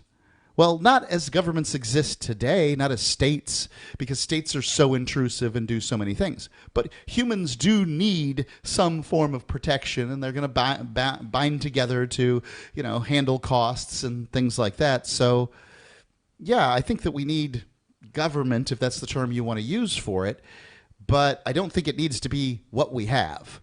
And we're going to get to the point where people are governed, in different land masses by different organizations. The question is, when? That's a good question. With the cryptocurrency, you become your own banker. So instead of having the banking industry controlled by the government, set up by the government, a quasi-private entity called the Federal Reserve controlling the lifeblood of the economy, once again, and controlling your bank. This sets your standard of living and your cost of living primarily. And they adjust interest rates according to how the banksters want to do it, right? But all that gets sort of set aside when you engage in this crypto economy that allows you to be your own banker, and that comes with some responsibility. So there is the other side of freedom is self-responsibility, and once people can integrate that, everyone wins essentially, because you're no longer at the behest of these organizations that don't have much concern for your individual rights. But one example of the FEMA situation, Jeffrey Tucker has an article that talks about, do we need government to impose these things on us? Apparently, the fine, any person who violates any regulation prescribed under sections blah, blah, blah, and any provision blah, blah, blah, right, enters or departs, limits the quarantine station, and basically doesn't abide by the rules, shall be punished by a fine of not more than $1,000 or by imprisonment for not more than 1 year, or both. So he says, if you're willing to risk coughing up $1,000 or going to the pokey for a year, you can pretty much walk around infected with anything and infect anyone else. If that's your goal, it's not likely that such penalties are going to deter you. No. No, not at all. Right. It's it's not like outlawing felons having guns. If a felon goes and robs a convenience store with a gun, your law didn't do anything. And it's because laws don't stop lawbreakers. Bad guys don't care about your laws. The number, 855-450-3733. It's 855-450-FREE. You're welcome to call in, comment about this or anything else here on Free Talk Live. Am I wrong? Do bad guys care about your laws? 855-450-3733. She's such a beautiful little puppy. I mean, we walk around the block and neighbors always say, her hair is so beautiful. Healthy and shiny and glossy. DINOVITE.com. Fatty acids, omega-3s, and omega-6s are great for healthy skin and soft, shiny coats. I would really recommend people starting their puppies on Dynavite before they get into what I would call the misery index. Bad skin, bad ears, bad breath. Because if they're getting all their vitamins, micronutrients, microbials from the beginning, then you're not going to run into the problems associated with the allergies, grass, pollen, dust, dirt, fleas, ticks, you name it, and the itching and shedding down the road. Our vitamins and enzymes replace the nutrients cooked out of most commercial dog foods. Dynavite for life. This is Ed Lukasevic and Cindy Lukasevic, inviting you and your pets to Dynavite. 859-428-1000. DINOVITE.com. Hey guys, Mark Claire here, lionsofliberty.com, where we strive to advance the ideas of liberty daily. We bring you the Morning Roar. That's right, every Monday to Friday we'll have a brand new edition of the Morning Roar, where we provide a roundup of some news stories that you may not find in the mainstream media or even in your typical social media newsfeed. We find stories that relate to the ideas of liberty and provide you with our liberty perspective on them. Every Monday, we have our longest-running feature, Mondays with Murray, named after the great libertarian Murray Rothbard, where we'll examine an article or an excerpt from his works and help convey his view, along with our little spin as well. We wrap it all up every Friday with Felony Friday, where our own John Odermatt goes out and takes a look at some sort of felony. There's felonies committed every day, you know, whether it's a felony committed by the police, a politician, or even an average citizen. You can find all of this and so much more over at lionsofliberty.com. Advancing the ideas of liberty daily. The new 4th edition of Healing Our World, The Compassion of Libertarianism, will take your understanding of liberty to a deeper level and has over 1,300 updated references, new cartoons, and a foreword by Dr. Ron Paul. With discounts for multiple book purchases, the 4th edition of Healing Our World is a great gift for the liberals, pragmatists, environmentalists, and Christians in your life who think libertarianism is cold-hearted. Get yours today at healing.freetalklive.com and use promo code FTL for a $5 discount. If you want to know the latest about Free Talk Live before we go on the air, all you need to decide is how you want it delivered. It's your choice. Visit news.freetalklive.com to receive our usually weekly news updates by email. Plus, we have a Twitter account at twitter.freetalklive.com, and you can follow us on the decentralized Mastodon platform at toot.freetalklive.com. So please follow us at toot.freetalklive.com and sign up for our emails at news.freetalklive.com. Why did you move to the Shire? I moved here to the Shire because there's other people around who take liberty just as seriously as I do. I moved to the Shire because I saw videos of people challenging authority and thought that I could get support myself. It called to me, like, do this, right now. I wanted to be around people like me who got it, and once I got here, I knew there was nowhere else that I wanted to be. I've always wanted to change the world, so I moved to the Shire to join people who were actually working towards doing the same thing. The people here are awesome, loving, and positive. It was for the adventure and for the feeling of something important is happening here, and I just wanted to come to sort of be part of that. Visit ShireSociety.com to read and sign the Shire Society Declaration and learn the reasons why, if you love liberty, you should immigrate to the Shire. Plus, connect with others via the forum at ShireSociety.com. That's ShireSociety.com. What's up next? Visit the Liberty Radio Network program guide to find out at shows.lrn.fm. That's shows.lrn.fm.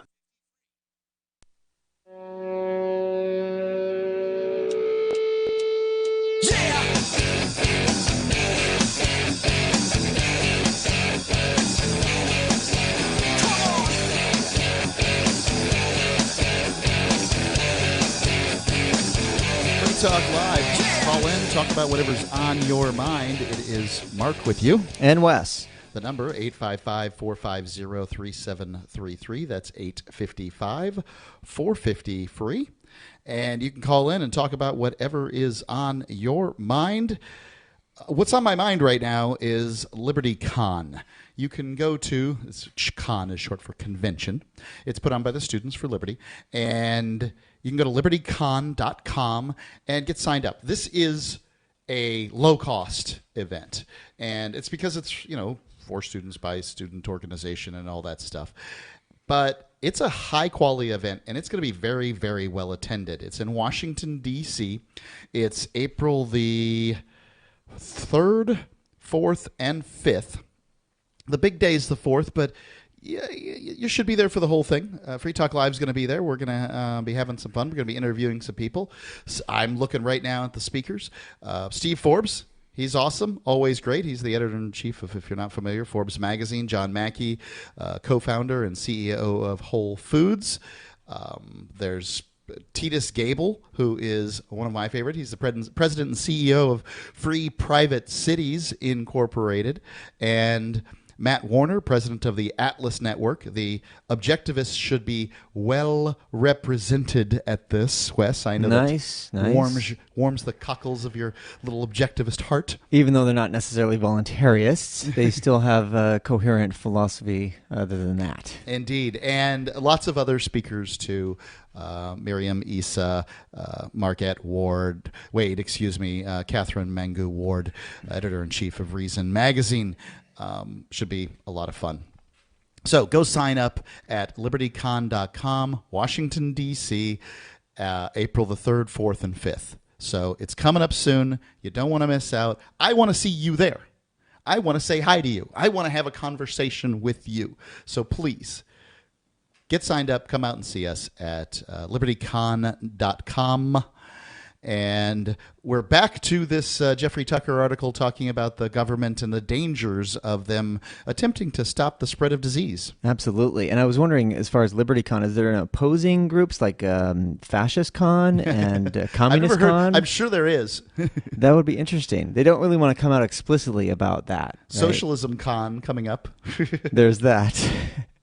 Yeah, so there are actually regulations in America that's under the auspices of the Center for Disease Control about how to quarantine people. It says regulations prescribed under this section may provide for the apprehension and examination of any individual reasonably believed to be infected with a communicable disease in a qualifying stage, and A, to be moving or about to move from a state to another state, or B, to be a probable source of infection to individuals who, while infected with such a disease in a qualifying stage, will be moving from a state to another state. So it's this interstate commerce, I guess, is what they're thinking is the way to enforce this. Such regulations may provide that if upon examination any such individual is found to be infected, he may be detained for such time and in such manner as may be reasonably necessary. So necessary and prudent. Yeah. That's the government loves to say that they get to decide what they're the arbiters of things that are necessary and reasonable. But I mean, seriously, ladies and gentlemen, do you consider the government to be a good judge of what is necessary and reasonable for things in your life? Their track record is atrocious. Right. And remember, the rule set here is you should be able to have freedom for your life, but in order to have it, you need to give it to other people. So you should be able to, the question asked to you, do you think the government is reasonable when in dealing with you, when it has dealt with you and people in your family? Well, if you don't think it is, then it's probably not reasonable when it's dealt with other people either. Do you want to release this rapacious and inefficient organization on people? There's the so-called Surgeon General, and this person has the power in America, apparently, to control, direct, and manage all U.S. quarantine stations, grounds, and anchorages, designate their boundaries, and designate the quarantine officers to be in charge thereof. This is from the legalese, part of the regulation. Yep. With the approval of the president, he shall from time to time select suitable sites for and establish such stations, grounds, and anchorages in the states and possessions of the United States, as in his judgment are necessary. Are necessary to prevent the introduction of communicable diseases into the states and possessions of the United States. So I guess if you have a coercive monopoly that's in charge of things like this sounds sensible, right? But the question is, can we do something else besides this? Besides having people involved in an organization that seeks to dominate people, the fight for liberty is constant, right? To prevent the intrusions of government over and over again. Like in New Hampshire, it's always been an uphill battle trying to prevent more and more laws from being passed to resemble more and more like Massachusetts, for instance. Yeah.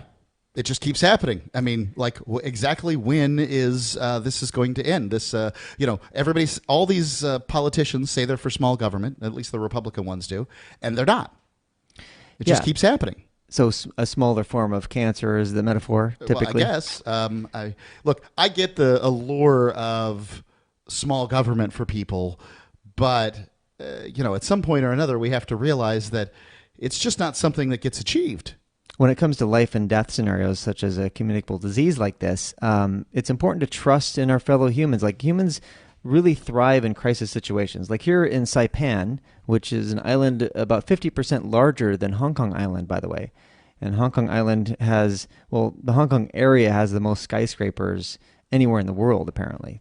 Like maybe thousands of them. I don't think they're quite as susceptible to earthquakes as we are and here. Typhoons, exactly. But either way, you could put...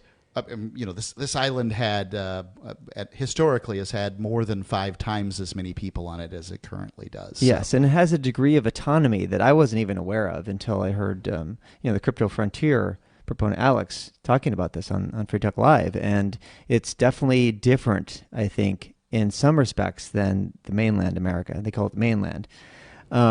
But nonetheless, it is a society that does rally together when there's crisis situations. Like the typhoon hit, it was huge. There was 200-mile-an-hour winds.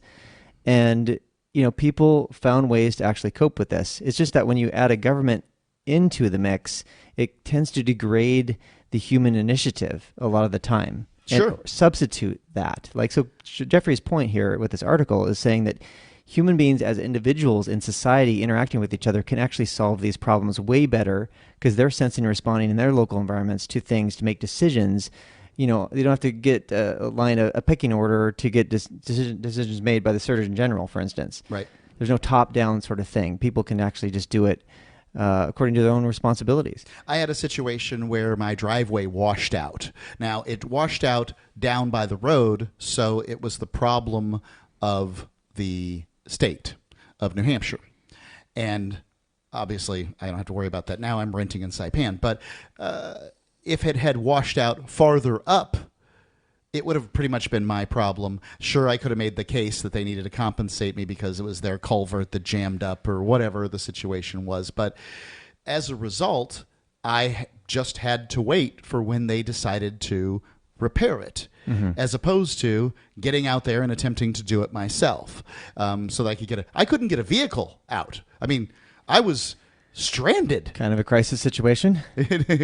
And I did figure, what I did was borrow a vehicle from a friend and had them, I just parked it in another spot of my properties, but I had to walk over to it. It's inconvenient, but I was, managing to do it. But my vehicles were stuck. I couldn't get across this 4-foot chasm. And here I am just waiting for the government to fix it. To their credit, they did it relatively quickly. I think they did it in like 3 days or something. Probably as fast, if not faster, than I could have gotten somebody out there to repair it. Now, I probably could have just thrown rocks in there and managed to drive my 4-wheel truck over it. Yeah. But they wouldn't have wanted me to do that. So. People can help each other in a free society. That's the thing. And they don't need to work in an organization that kind of impedes that freedom. Indeed. The number, 855-450-3733. That's 855-450-FREE. Free Talk Live.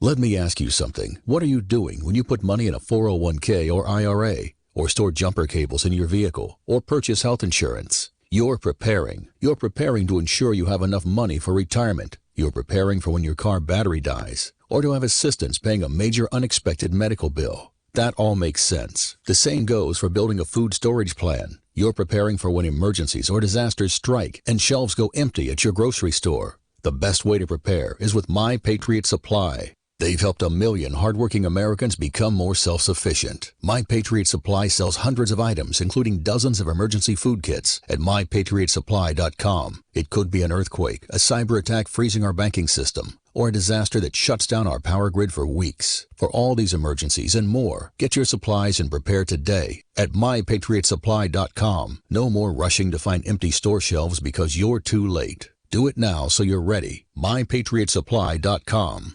Jake was in big trouble with the IRS. He owed how much? $92,000. Ouch. The IRS left no room for Jake to breathe. They put a lien on my house, took all the money out of my bank account, took money out of my paychecks. So it was a nightmare. He needed help fast. I figured that all these companies were the same until I called Federal Tax Management. You could just tell they knew what they were talking about. Right then and there, I felt like I had some hope. Stop the liens, levies, and garnishments fast and qualify for one of several special IRS programs that could reduce or even eliminate your tax debt. So, how'd it go for Jake? They did what they said they would do. They came through for me. I ended up saving an unbelievable amount. I was so jazzed. I was extremely happy. If you owe more than $10,000 in back taxes, take Jake's advice. Give Federal Tax Management a phone call. If they help me, they can help anybody. Call the Federal Tax Management Hotline now. 800-503-8625. 800-503-8625. 800-503-8625.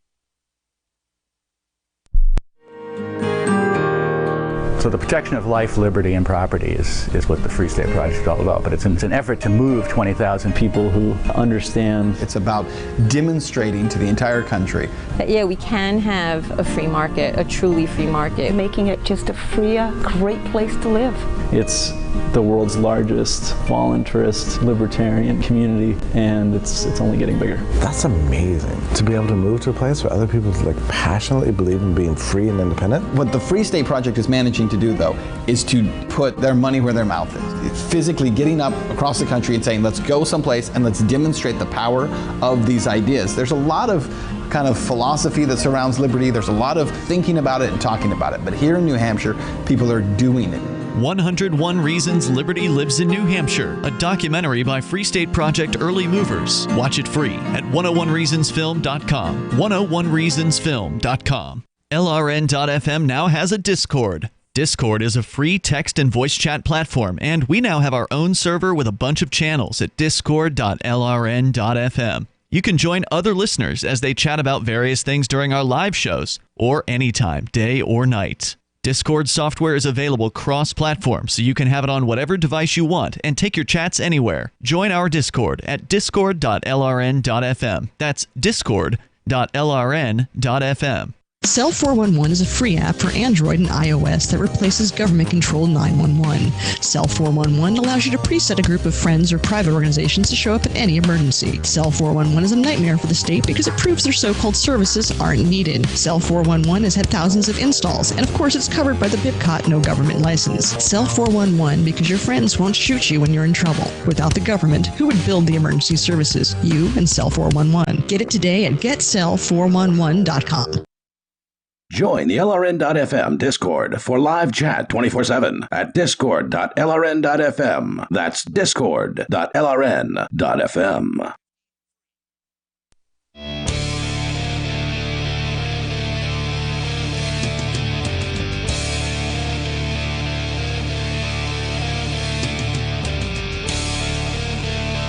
Free Talk Live. The number, 855-450-3733.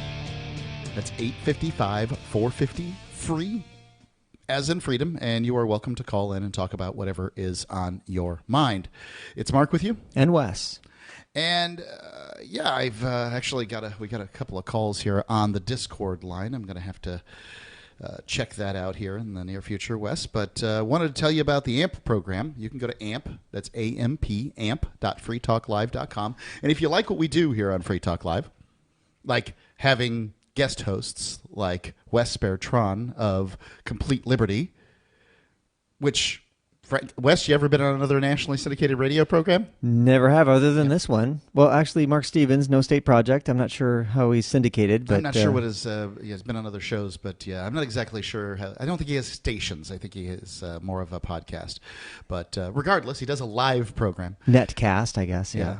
And, there's not other shows that are doing what we're doing. So please support us. The number, the website is amp.freetalklive.com, and want to thank Venkman, who is a longtime silver amplifier. That Venkman, thank you very much for your support, and you can be like Venkman and go to amp.freetalklive.com. And I am going to leave the screening of those Discord calls to the break. Can't do that right now. I meant to do it earlier, but the problem is that you can't screen them during certain commercials. Got to wait, and I forgot. So pardon me, everybody. Those were high-quality calls, Indeed. right? So we've talked about the coronavirus and all that stuff. I think it's instructive to look at. One thing I want to look at is something that happened here in the last week in Radio Land. Is Rush Limbaugh was diagnosed with lung cancer. Uh-huh. Now, I have not always been the biggest fan of Rush Limbaugh, and I disagree with him on some issues. And at the same time, I can... Yeah, I'm hearing some kind of Someone's audio smacking their coming from lips. the studio. Someone's breathing into a microphone. Yep. So I think that is got to be. That's probably my fault. It's not Rush Limbaugh. Yep. The golden EIB Take care of microphone that. is not connected to the I show. know what I did. So Okay. Rush Limbaugh has lung cancer, and it probably came from many years of his nicotine-stained fingers, right? Yeah, I used to say the formerly nicotine-stained fingers. Yeah. So I wonder when he went back off the rails. It's been some time, and I got to say, it kind of hit me a little hard. It's like, oh man, the godfather of talk. This guy built this industry I'm in. He also gave it some trouble too in the recent past with the Sandra Fluke incident, where he it was trying to make a point that people who are irresponsible with their sexuality and have results that they weren't expecting. We have a term for that, and the term he used was slut, right? I see. And I think it was went a little too far, but let's not forget that it is kind of a talk show host job to get press beyond their show. Yeah, and more or less a right-wing talk show host. I remember Rush when he had his television show, and he was more conservative economically, not promoting a lot of the state intervention stuff and more free market oriented. I don't know what he's been like lately on the airwaves, but he's mostly he spends his time defending the Republicans and lambasting the Democrats. And that's the blood sport, isn't it? That's his shtick, and okay, that's fine. However, I guess it was last night or the night before. Things get a little confused when you're halfway around the world.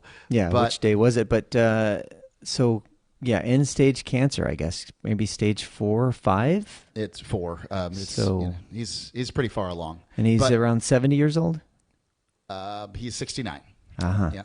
He was given the Medal of Freedom by President Trump in a surprise fashion. I see. By the way, if you want to study what surprised looks on people's faces look like, you should see this video. Because he truly didn't know that he was going to get the medal. Surprise! You get the highest civilian award that we can give. Who is that usually given to? Is it given every year? It was given to Paul Harvey. Okay. Yeah. It was given to Friedrich Hayek, an economist. There you go. I think that there's no argument that Rush Limbaugh is, he reaches the levels of the people who have received the Medal of Freedom. Sure, you save a bunch of kids from a burning school bus, you could get it too. Mm-hmm. Nothing wrong with any of those things. It's an award, and it's can be given out the president, and there you go, it's being given out. But I love this quote here from Steve Lampa, who is the president of South Florida's based Lampcom Communications Corporation. How ironic is the talk radio world? The man who is number one on the no-buy list, and this no-buy list is media companies and major advertisers won't advertise on Rush Limbaugh and some other shows. Fortunately, Free Talk Live does not seem to have made that list, but nonetheless, if they're not going to buy on a station that has Rush Limbaugh, then they're not going to buy Free Talk Live anyway. So anyway, list received the number one civilian honor by the President of the United States. How many agency marketing directors will open their thinking to what great talk radio is about and the deep influence of great talent? And this is something, like, this is the thing, is that for some reason it's become unacceptable to support media that has opinions that make you ask a question. Almost as if free speech doesn't exist, or it's not a priority, not a value. Right. The lack of free speech is enforced by the marketplace, not by.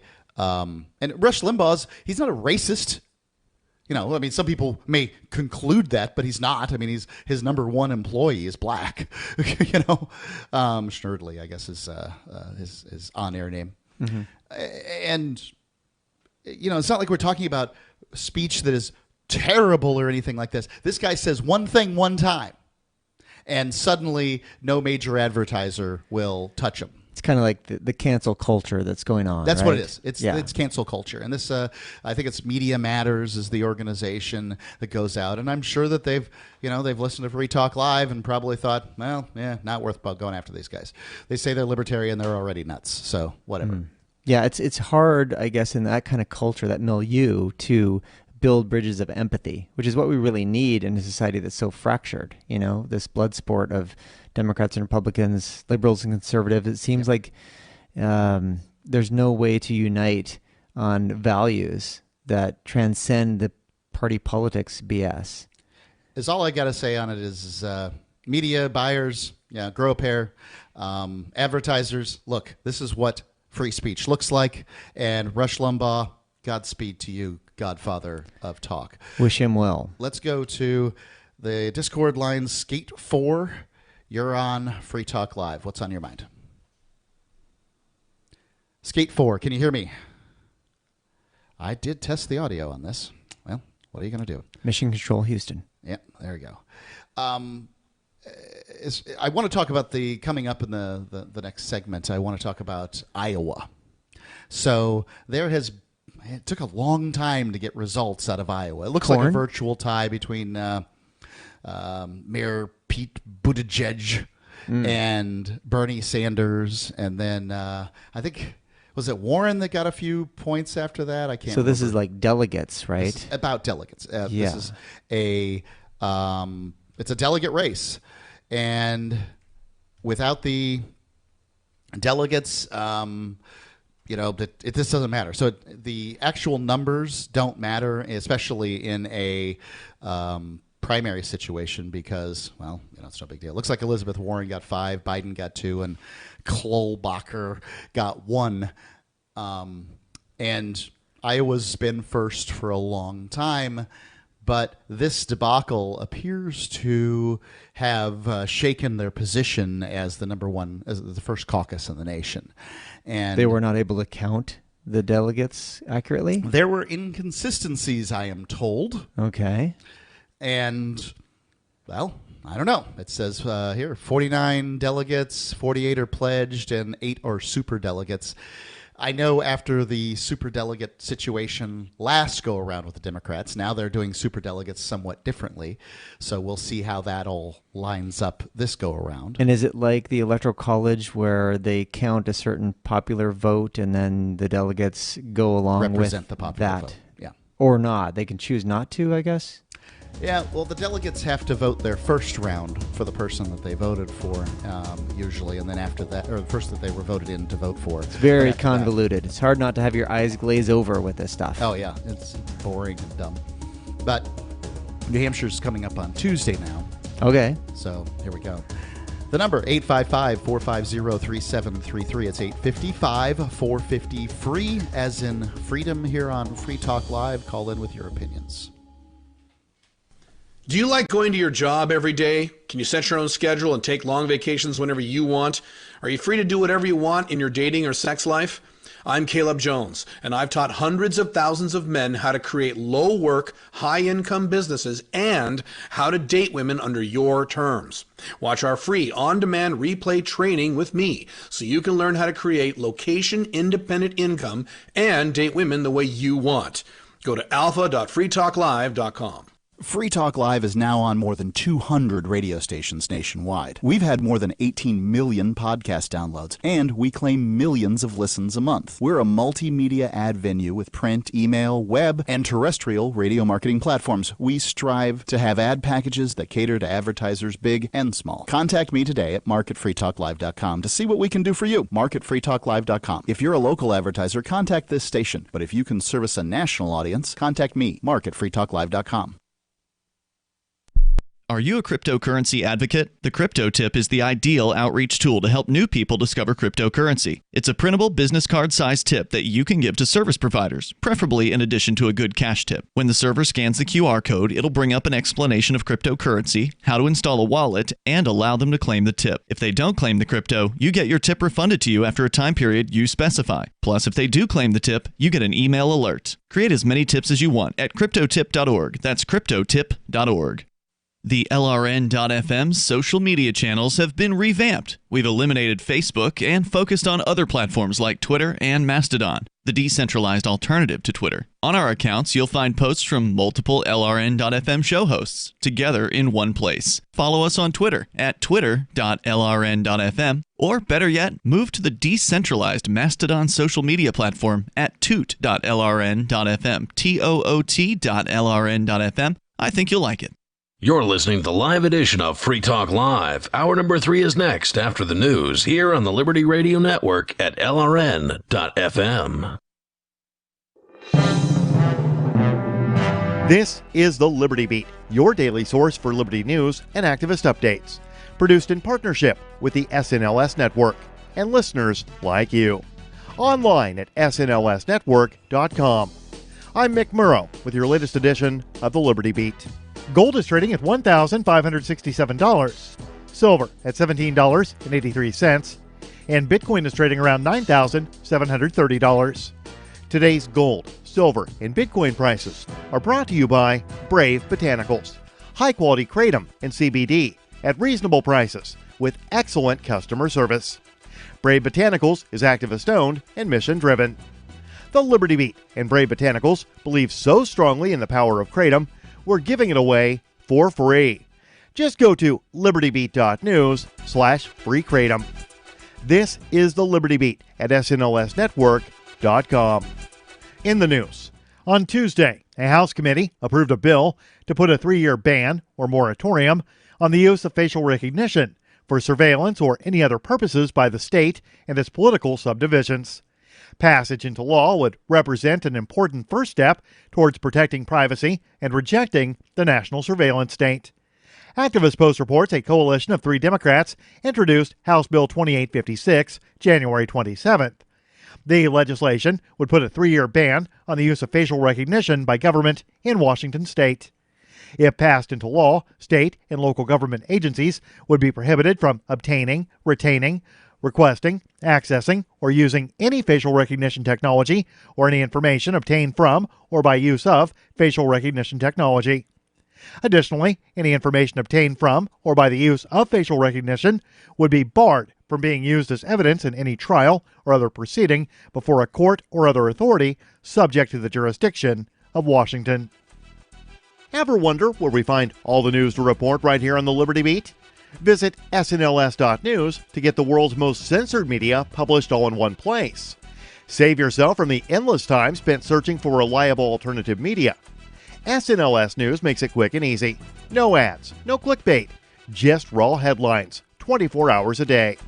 Visit snls.news and get informed today without the corporate media spin. Your news now continues.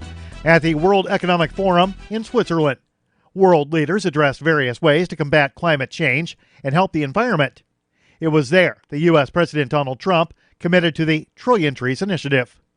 The Mind Unleashed reports a bill is currently being drafted by Representative Bruce Westerman, a Republican from Arkansas, that would set in stone the commitment to the planting of billions of trees annually. If the legislation passes, the U.S. will plant 3.3 billion trees each year over the next 30 years. Over the last few years, tree planting initiatives have increased across the world.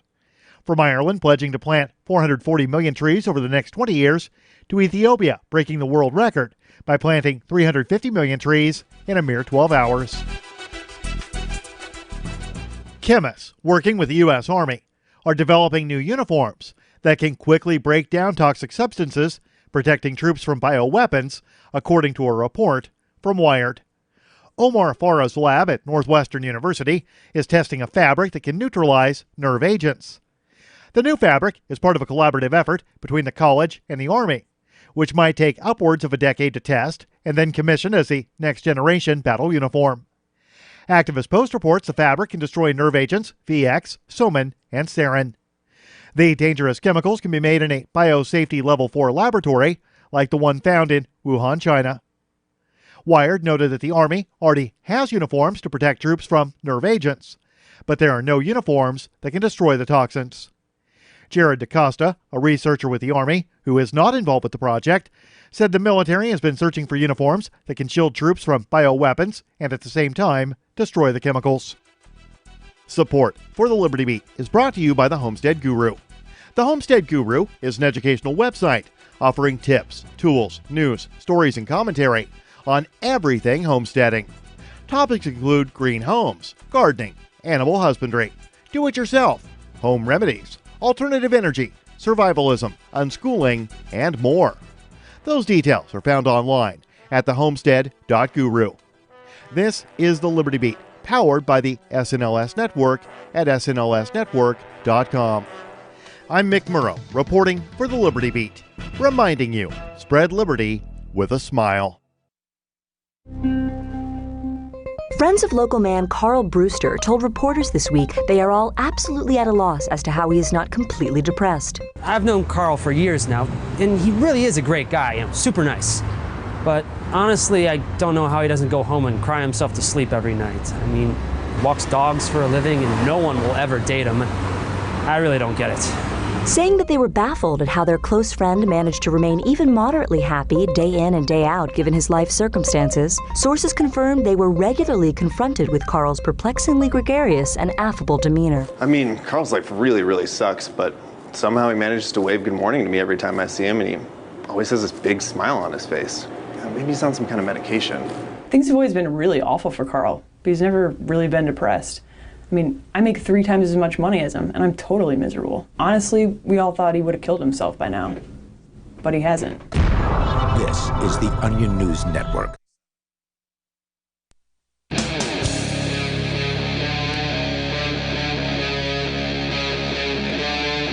Free Talk Live.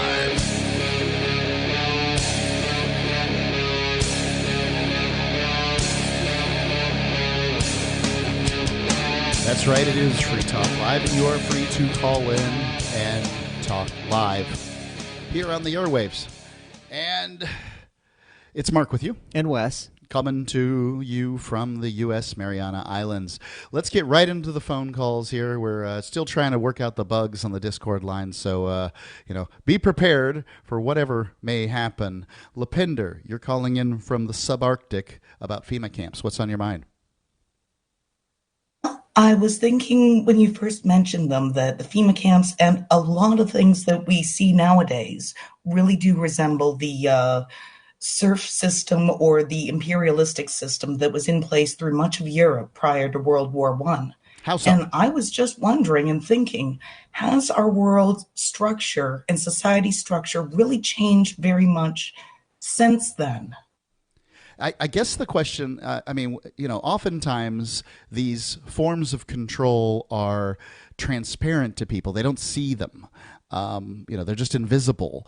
And I would say that, for instance, property taxes are vanishingly similar to quit rents of old. This is quit rents for what they called basically property taxes that were paid to the Lord in the form of grain as opposed to money, but grain was a form of currency. So I don't think people see it. I don't think people see the comparisons to serfdom and how similar things can be. So go ahead. I absolutely think you're right on that. And to that point, especially about paying taxes and property taxes, I remember watching a little, I guess we could call it a promotional video that was brought out by the former president of General Motors, I think it was, John Sutherland. back in the 1950s, he was pushing and promoting people buying bonds and buying insurance as a way of contributing to the capitalist society and driving capital. So I think people were tricked, you know? Well, how's that compare explain to me how that would fit into this serfdom paradigm? Well, when we had the crash of the system in 1929 through 1935, the Great Depression, we had a gold standard through America. And after that, we didn't have anything to base the dollar on. So when World War II came along, America was producing so much for the war. And then you had the post-war economy that was booming, but nothing to back the currency on. So the way I look at it, the people were then asked to surrender their rights to their homes by paying into a capitalist society. If you buy insurance, you are buying into capital and supporting the society as it developed. But now insurance isn't something that you can feel like you own or take power over. It's more like an obligation you have to have, unless you want to lose your home. Right. I mean, insurance is a funny thing. You're paying money in order to deal with some catastrophe that you can't afford to deal with. The chances are good that you're paying more money than you should, because not only are you covering any problem that you might have in the future, but you're also helping to run a company, a big company. And they are making lots of money. Right. They're doing just fine. They're employing lots of people and all that stuff. But clearly, I mean, that's not what my goal is. My goal isn't to get, XYZ insurance company to see them running. My goal is if my house burns down, to have enough money to buy a new house. And, it gets difficult. Then when you're, a landlord, you're like, well, I might be responsible with my property and I might not have candles or whatever, but what about my tenants? Do I need to have insurance for that? And then it gets very complicated. So I think you're right, Lapinder. We are sort of stuck in a system where, well, you don't always have the choices you'd like to have. I appreciate the call. Thank you. The number, 855-450-3733. It's 855-450-FREE. And you can call in and sound that good by simply coming in and calling in on the Discord lines. You go there, you sign up, and you can call in. Discord.freetalklive.com. So we're talking about this situation in Iowa that has gone on this week. And for days, we didn't know who what the final count was going to be. It was a lot closer here at the end, as I understand it, than it was sitting at for a long time. Now it's basically a tie. It was basically a tie as far as the delegates went previously, but the percentage has changed. So Buttigieg and Sanders at 11, Warren at 5, Biden at 2. And by the way, we're told Biden's going to be the one. Well, apparently not. And then Klobuchar has gotten 1. So there you go. But the vote count has kind of gotten a lot closer between Buttigieg and Sanders. So it was. Do you think there's any foul play in this? Oh, I don't know. I just think it's just dumb play. Just mistakes. Politics as usual. And this is just one of the polls that they're taking throughout America to determine who can be the proposed ruler for America. Well, this is not for the proposed rulership. This is for the proposal of the rulership. Gotcha. And so Buttigieg and Sanders are the top dogs right now. And the vote count was actually 2 votes between these guys. So I'm going to call this a virtual tie. Yeah. But like you were saying, he has a big constituency in Iowa, right? Whereas in New Hampshire is the mayor of, is it Kansas City? I don't know what. He's the mayor of one of these Midwestern towns. Obviously, that's closer to Iowa than Vermont is, than Vermont, where Sanders is from. Sanders is going to clean up in New Hampshire like he did before. Now, what's that going to mean for Biden and Warren by South Carolina? I don't know. And really, it all kind of gets parsed out around Super Tuesday. You start seeing who's going to drop out and who's not. But Rand Paul did not so well in Iowa and dropped out before New Hampshire the last go around. So, these things could make a difference. On the Republican side, surprise, surprise, Donald Trump is running away with pretty much everything, getting 97% of the votes, followed up by Bill Weld, who did get a delegate, and Joe Walsh. I love his music, man. He didn't get anything. So, where's the libertarians in those categories? Well, the libertarians have their own system, which is more similar to what went on previously, where they just did it at a convention. Okay. So you will not get to decide, unless you're a delegate for the Libertarian Party, and you could do that potentially. But in all likelihood, who the people listening to me will not get to decide who the Libertarians put up for president. You will just either be able to vote for them or not, and that's up to you. At the convention, I guess. Right. So the convention, they will determine who their delegate, who their nominee is, and they'll go from there. And that's a little bit delayed compared to what the Dems and their pubs are doing.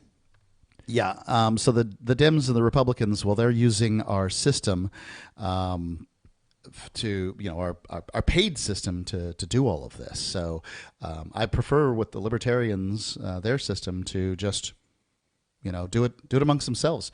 They're paying for their own convention. People are paying their own airfare. They're getting it all done. They don't need your tax dollars in the form of their primaries. But anyway, what I wanted to talk about is the Washington Monthly here has come up with the case against Iowa, that they don't think that Iowa should be the first in the nation caucus. And, as a guy who lived in New Hampshire for some time, I've always kind of been, we've been at odds with Iowa because New Hampshire's first in the nation primary, but Iowa's the first caucus. And, so what's important, what's not here? Going on here from Paul Galastris. In the rare occasions when he can bring himself to do so, Bruce Babbitt, the former Arizona governor and presidential candidate, watches videotapes of his performance in the 1988 Iowa debates. Each time he's struck by how he and other candidates focused on narrow issues like farm subsidies and aid testing instead of the broad issues which most voters judge presidents and the economy and national security. I'm going to go on with this. The number 855-450-3733. It's 855-450-FREE here on Free Talk Live. Don't miss this year's LibertyCon with great speakers like Whole Foods CEO John Mackey, Congressman Justin Amash, and Nobel Prize winner Vernon Smith. Attend 2 spectacular debates. Is government necessary? And does capitalism require government intervention? Network with over 70 pro-liberty organizations. This and a whole lot more. April the 3rd through the 5th in Washington, D.C. Visit LibertyCon.com and use code FTL for a $10 discount on LibertyCon.com. Gold has definitely been on the move recently, and there is no more secure investment historically. McIlvaney ICA has been helping people take delivery of precious metals and find storage options for decades. They've helped thousands of investors with their precious metal IRAs. Call ICA today for your free portfolio review at 800-525-9556 or download their free report online at ICAGoldSilver.com to learn how you can double your gold and silver ounces even within an IRA. 800-525-9556. ICAGoldSilver.com. Bitcoin.com has launched a trading platform at local.bitcoin.com, allowing you to buy or sell Bitcoin Cash via dozens of payment methods like PayPal, Venmo, bank deposit, remittances, or meeting in person with cash. There are no ID requirements to sign up for and use the site, and all communications between buyers and sellers are encrypted. Finally, a global trading platform that respects your privacy. Visit local.bitcoin.com to get started trading Bitcoin Cash. local.bitcoin.com. Does your dog itch, scratch, stink, or shed like crazy? Come to Dynavite for help. Order a 90-day supply of Dynavite. Dynavite for life. Pick up 2 tubes of Doggo Suds. Get the 3rd tube free. Peppermint, tea tree, lavender, Doggo Sud shampoo. Made with all-natural coconut, jojoba, aloe. Great for healthy skin and soft, shiny coats. But no itchy, harsh chemicals. Lather up, rinse away. Try Doggo Suds. Buy 2, get 1 free. At Dynavite.com. DINOVITE.com. The easiest thing in the world for a reader to do is to stop reading, according to the late, great Barney Kilgore, who became managing editor of the Wall Street Journal in 1941 and grew the paper's circulation from 33,000 to 1 million by the 60s. And he'd be pleased to know that his paper is one of the few that people now pay to read online. Someone else pre-internet who realized that attention is fragile? Motown Records founder Berry Gordy. In the early 60s, when his label dominated the charts, he'd bring a dozen real people into the Hitsville, USA studios and audition songs. And he'd ask, if you were down to your last dollar, would you spend it on this record or would you buy a sandwich? Today, attention span seems like an oxymoron. For tips on cutting through the clutter, hit survivalspeech.com. I'm Holland Cook. There are lots of ways to listen to Free Talk Live. Our podcast has been around since podcasts began, and now the FTL feed is loaded with content besides our full show archives. Did you know that we make it easy for you to customize your podcast subscriptions? We have different feeds, one that includes only our full shows, one with just the Daily Digest, and our main feed that includes everything. You decide what you listen to. It's quick and easy to customize your feeds at feeds.freetalklive.com. That's feeds.freetalklive.com. Do you want more businesses accepting Bitcoin Cash and Dash? Now with AnyPay, you earn passive income for every purchase at those businesses. Finally, a financial incentive to spread Bitcoin Cash and Dash. You made it happen, so you get the rewards. Download the AnyPay Cash Register app and add your cryptocurrency wallet addresses. Then install it at a real-life business and tell us what you did at anypayinc.com. anypayinc.com. Live video of our key New Hampshire-based shows is streamed on DLive. Please follow and share at dlive.lrn.fm. That's dlive.lrn.fm.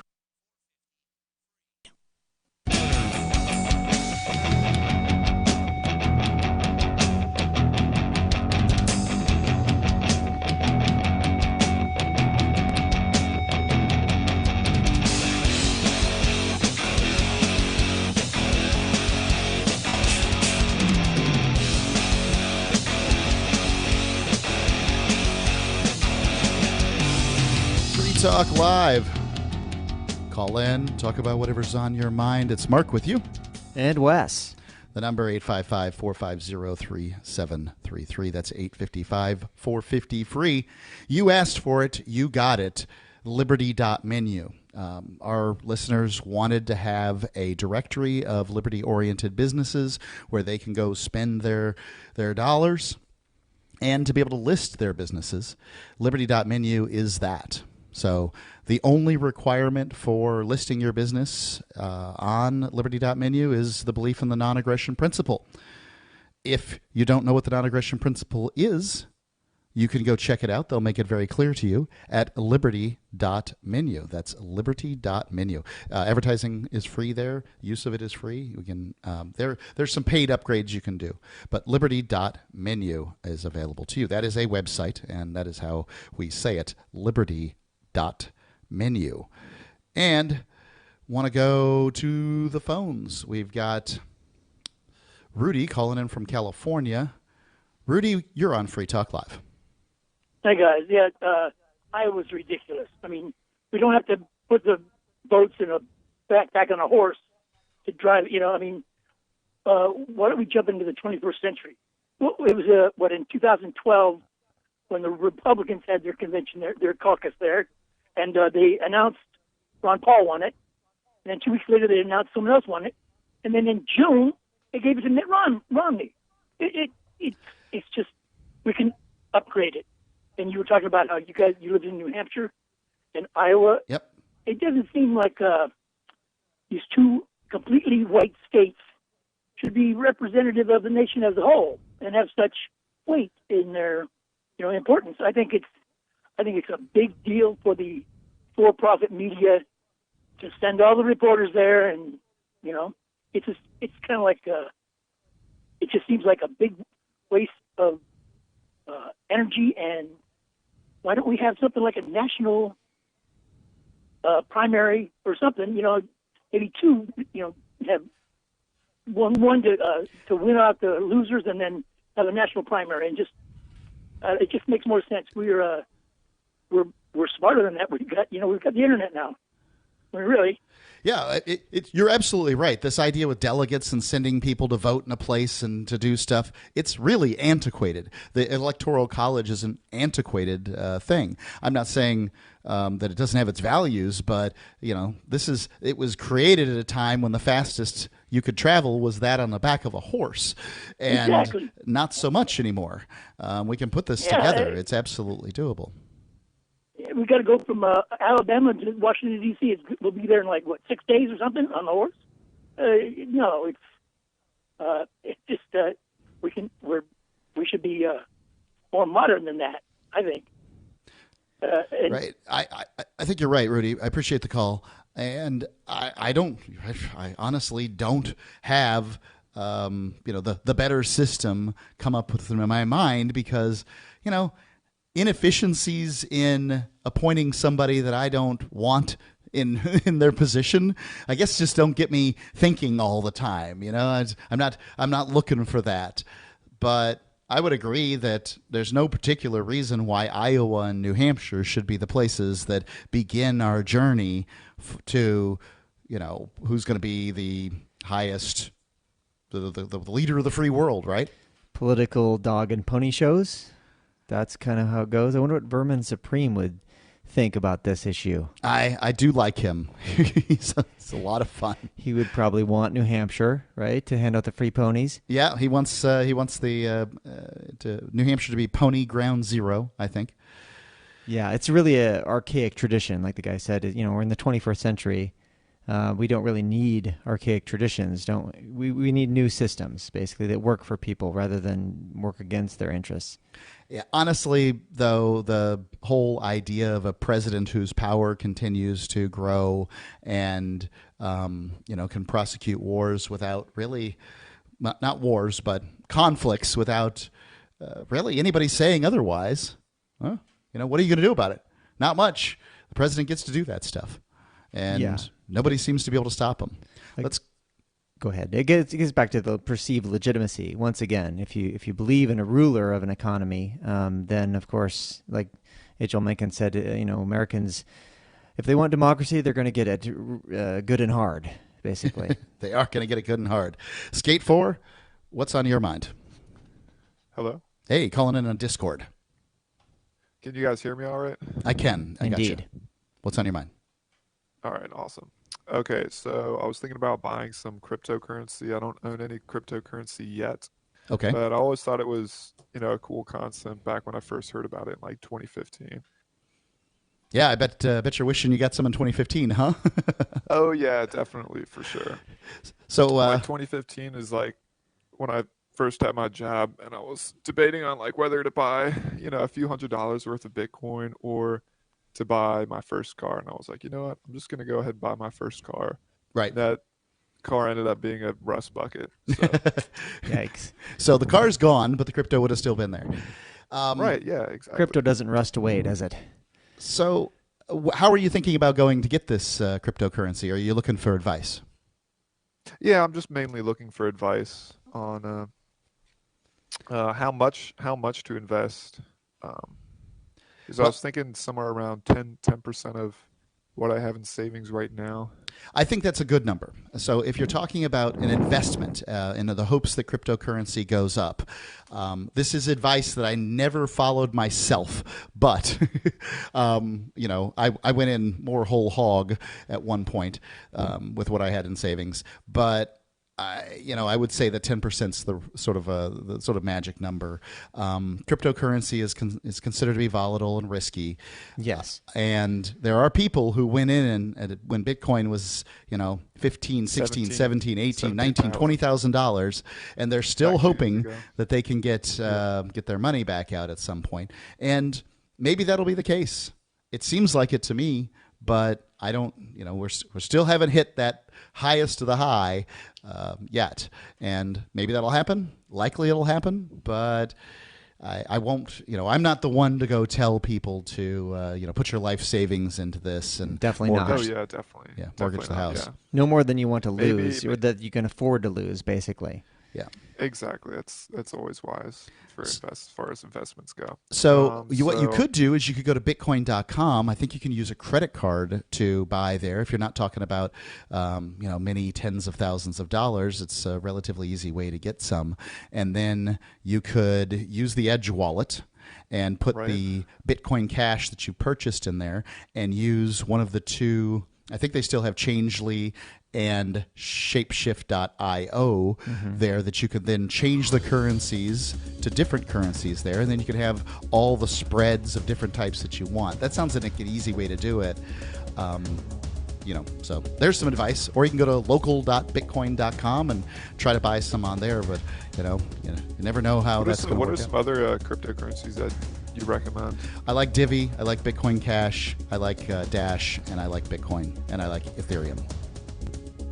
Thanks for the call. Gotcha. Yep. I want to tell you about my favorite cryptocurrency wallet, Edge Wallet, at edge.app. Edge is the wallet I use more than any other, and that was true long before Edge Wallet became a sponsor of Free Talk Live. Edge Wallet allows you to buy, sell, trade, and securely hold your cryptocurrencies, including Bitcoin, Ethereum, tokens, Monero, Ripple, Dash, Bitcoin Cash, and more. It's available for both Android and iOS, and you can download it via the Play or App Store or via Edge Wallet's website, edge.app. Secure your freedom with Edge Wallet. The next generation wallet is coming from Divi. In just a few taps, you'll be able to send, earn, spend, and exchange digital money in seconds. Send money around the globe with only a swipe. Instantly exchange between Divi, Bitcoin, and fiat right in the mobile app, and withdraw directly to your bank account. Divi already offers the first one-tap solution for earning passive income with crypto. Multi-tiered masternodes allow everyone to partake in the network. Visit diviproject.org. diviproject.org. Free Talk Live. When there are cameras around, it doesn't make a difference. There were people with video cameras all over this event yesterday. And it looked like these people were trying to get away. Yes, honestly. they were. Yes, they were. They were being these weren't shot. people rushing towards the cop phalanx. Nope. That's right. They were trying to get away. And those batons weren't rubber like the bullets were. They were either trying to get away or they were members of the news media trying to cover the event. Right. Police are supposed to be there to protect and serve. Allegedly. Allegedly, to be peace officers. And instead, they're creating war. And, of course, the chief of police is claiming he'll investigate. What they're going to investigate, I don't know. It's going to be very difficult to identify the officers in this video footage because there were so many of them. Mm-hmm. There was an army of police officers out there, and every single one of them was participating in the attack on unarmed, innocent people. Free Talk Live, 7 nights a week from 7 to 10 Eastern, live on the Liberty Radio Network at LRN.FM. My name is Jacob Hornberger. I'm president of the Future of Freedom Foundation, which Congressman Ron Paul awarded for having an outstanding freedom website. Write us at fff@fff.org, and we'll send you a free 3-month subscription to our monthly journal of libertarian essays and our booklet, Economic Liberty in the Constitution, which George Mason University economics professor Walter Williams praised in a recent column. That's fff@fff.org. What if you want to hear the latest episode of Free Talk Live, but all you have is your phone, you forgot to download our archive, and you have no data connection? You can call our Listen line at 641-793-0191. That's a long-distance number, so you may incur charges. If not, listen as long as you want. 641-793-0191. The Free Talk Live Listen line, 641-793-0191. The political world is a maddening cesspool of corruption and lies. Nobody tells the truth. Nobody keeps campaign promises. Nobody obeys the Constitution. Nobody puts the people first. How can we ever escape this web of tyranny? Vote for nobody. Hi, my name is Nobody. I'm running for governor of New Hampshire because nobody knows how to live your life better than you do, and nobody deserves that kind of power. I want to put you back in control of your money, your lifestyle, your work, your body, and your life. Nobody should rule you but you. New Hampshire convicts many people of so-called crimes that should never have been prosecuted. If elected, I will pardon every victimless crime in New Hampshire history. This includes drug, gambling, prostitution, gun, and driving offenses. Nobody should have a criminal record when they have not harmed anybody. Wouldn't it be nice to have nobody telling you what to do? Learn more at electnobody.com. electnobody.com. You're listening to the best liberty-oriented audio streamed around the clock, on the air, and online. This is the Liberty Radio Network at LRN.FM.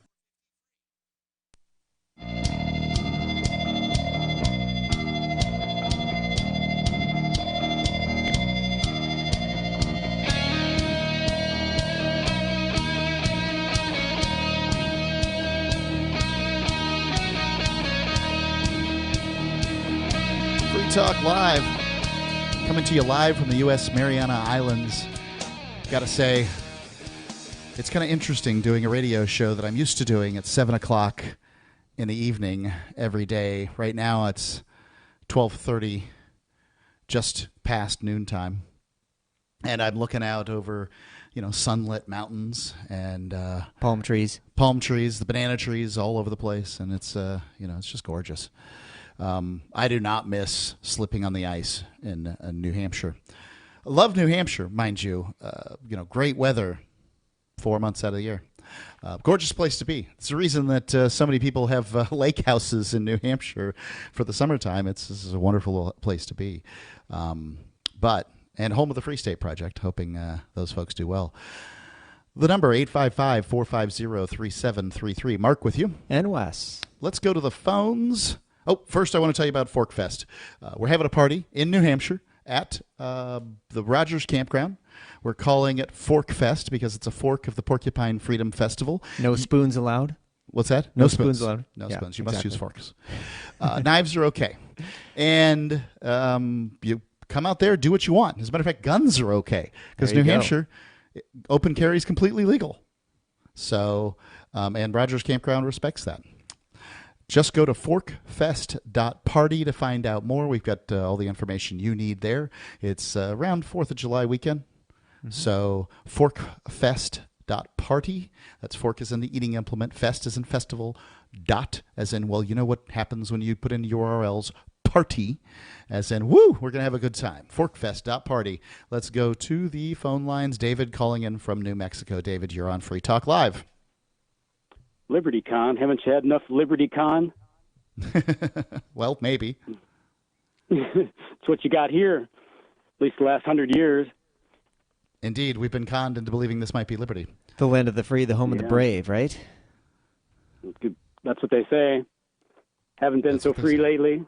Been pretty brave, though. And, first of all, Mark, let me help you. Klobacher?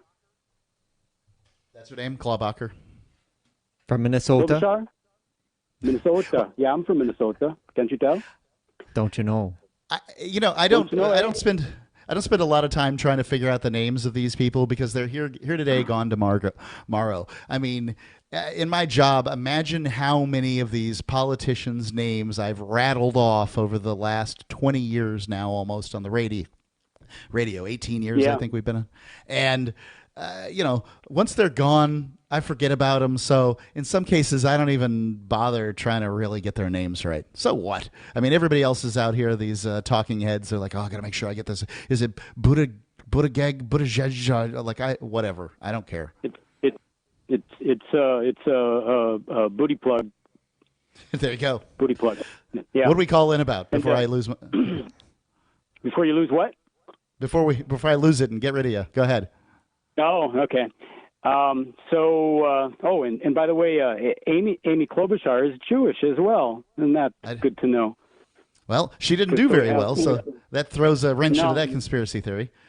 It does. Well, it does, except for you got Klobuchar, Sanders, Steyer, Bloomberg, and how many others are still in the race? Buttigieg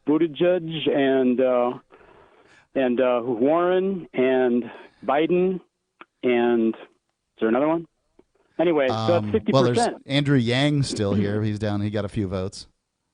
Yeah. Anyway, so it's like 50%. I don't think he's Jewish. No, I don't think so either. Well, you never know. Can't win them all, I guess. So, yeah. First of all, how long are you staying in Marianas Islands before you return to the frozen north? I'm going to go to LibertyCon, so I have to be back by April. I presume I'm going to start figuring things out late March. I haven't bought any tickets because I'm not sure what's going on with this coronavirus and canceled flights and all that sort of thing. I will be happy to do that, but my target is to return somewhere around late March, and then I will be spending the summer in New Hampshire because it's gorgeous there. And then, well, we got to get the kid in school here in Marianas Islands. So we got to. So you're moving. You're moving there full time. I'm a resident. I have my driver's license and my voter ID card. Cool. So did you sell your house and? Nope. New Hampshire? Haven't sold my house. Haven't sold the house. You I don't actually make that step, or I don't actually own a house in New Hampshire. Got it. Okay. Well, that makes that easy. So anyway, I was going to, previously you'd said you were interested in talking about, that day was a hearing that had some interesting things, but do you have any questions on this case that you're familiar with, which you can explain to your listeners if you want to?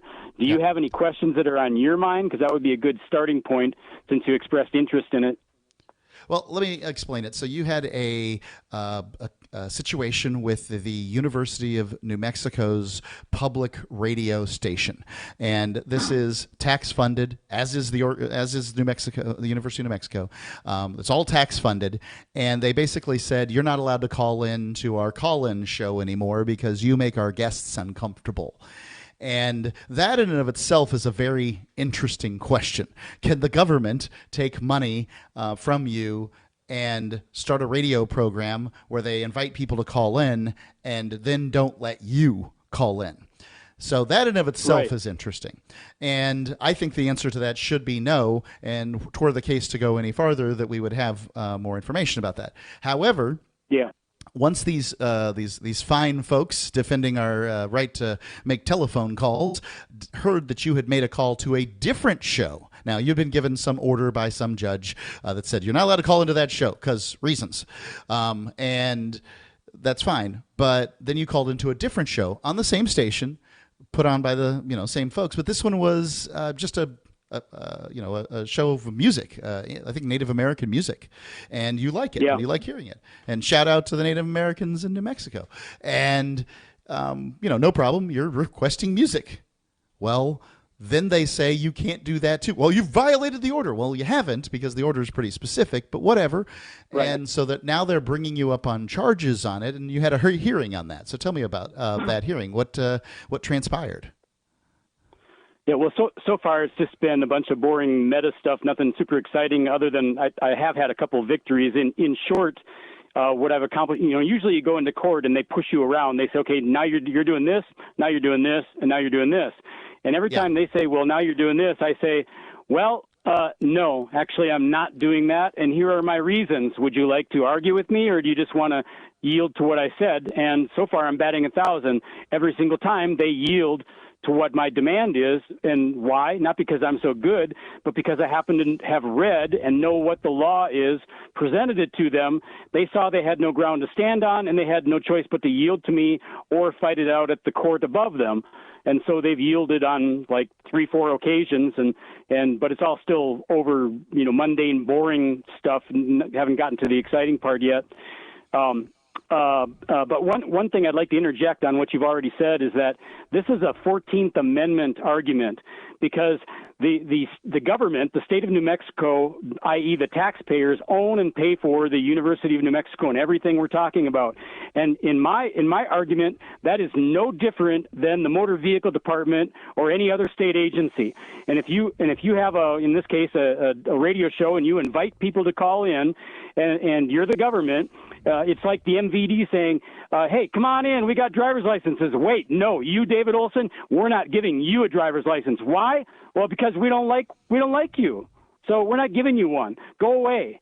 And that's what, and it's not equal protection under the law. You see what I'm saying? Right. I think if they're going to take tax money from people and they're going to run a radio show where they invite people to call in, then they got to pretty much let everybody call in. And I think that you've got a really strong case there. But honestly, their order was very specific that you weren't allowed to call into a particular show, and you didn't call into that show. So you didn't even violate the order. But I say make the broad argument. Thank you for thank you for doing this for every American, David.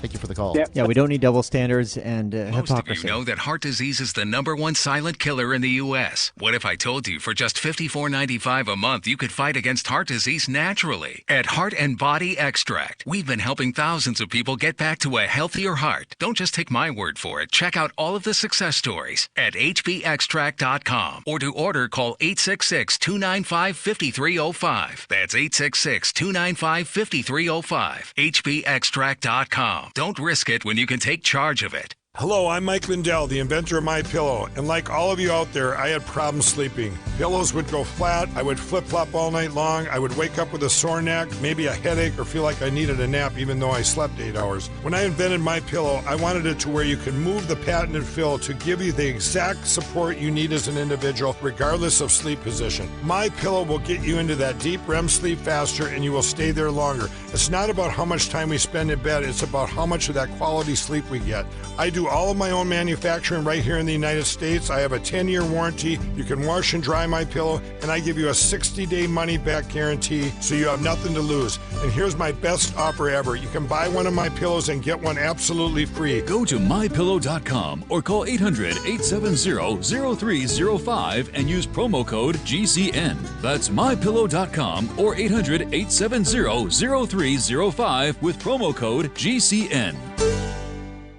Looking for that edge during those intimate moments? We see many ads for enhancement, but the side effects include death. At GCN Team, we should change the Healthy Body, Brain, and Heart Pack to the Healthy Libido Pack. The brain and heart are not the only organs that require a healthy vascular system. For proper blood flow at the right moment, go to GCNteam.com or call 877-878-4203. That's 877-878-4203. That's 877-878-4203.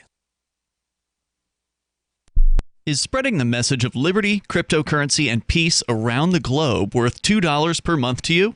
As you may already know, in addition to our internet feed, LRN.FM broadcasts on free-to-air satellite across North and Central America, as well as Sub-Saharan Africa. And we've been available on satellite for free 24/7 since 2010. The LRN.FM free-to-air satellite signal is reaching some of the most oppressive regimes in the world, and there's no doubt our ideas are making an impact. You can learn more about the channel's impact by watching the 3-minute video at fund.lrn.fm. If you'd like to help free minds globally with our ideas of liberty, cryptocurrency, and peace, you can donate as little as $2 per month via fund.lrn.fm. You can help us continue and expand our satellite broadcast to multiple continents. Visit fund.lrn.fm today, and thank you for your help. Don't forget to share the link on social media. That's fund.lrn.fm. Some of you asked, and now we've delivered. LRN.FM's live Keene, New Hampshire studio shows are now streamed in HD on Twitch. Visit our channel at twitch.lrn.fm and give it a follow. If you have Amazon Prime, you get 1 free subscription on Twitch. If you use it on our channel, Twitch will give LRN.FM a monthly piece of your Prime subscription cost. So please watch, follow, share, and subscribe to twitch.lrn.fm. That's twitch.lrn.fm. Bitcoin.com has launched a trading platform at local.bitcoin.com, allowing you to buy or sell Bitcoin Cash via dozens of payment methods like PayPal, Venmo, bank deposit, remittances, or meeting in person with cash. There are no ID requirements to sign up for and use the site, and all communications between buyers and sellers are encrypted. Finally, a global trading platform that respects your privacy. Visit local.bitcoin.com to get started trading Bitcoin Cash. local.bitcoin.com.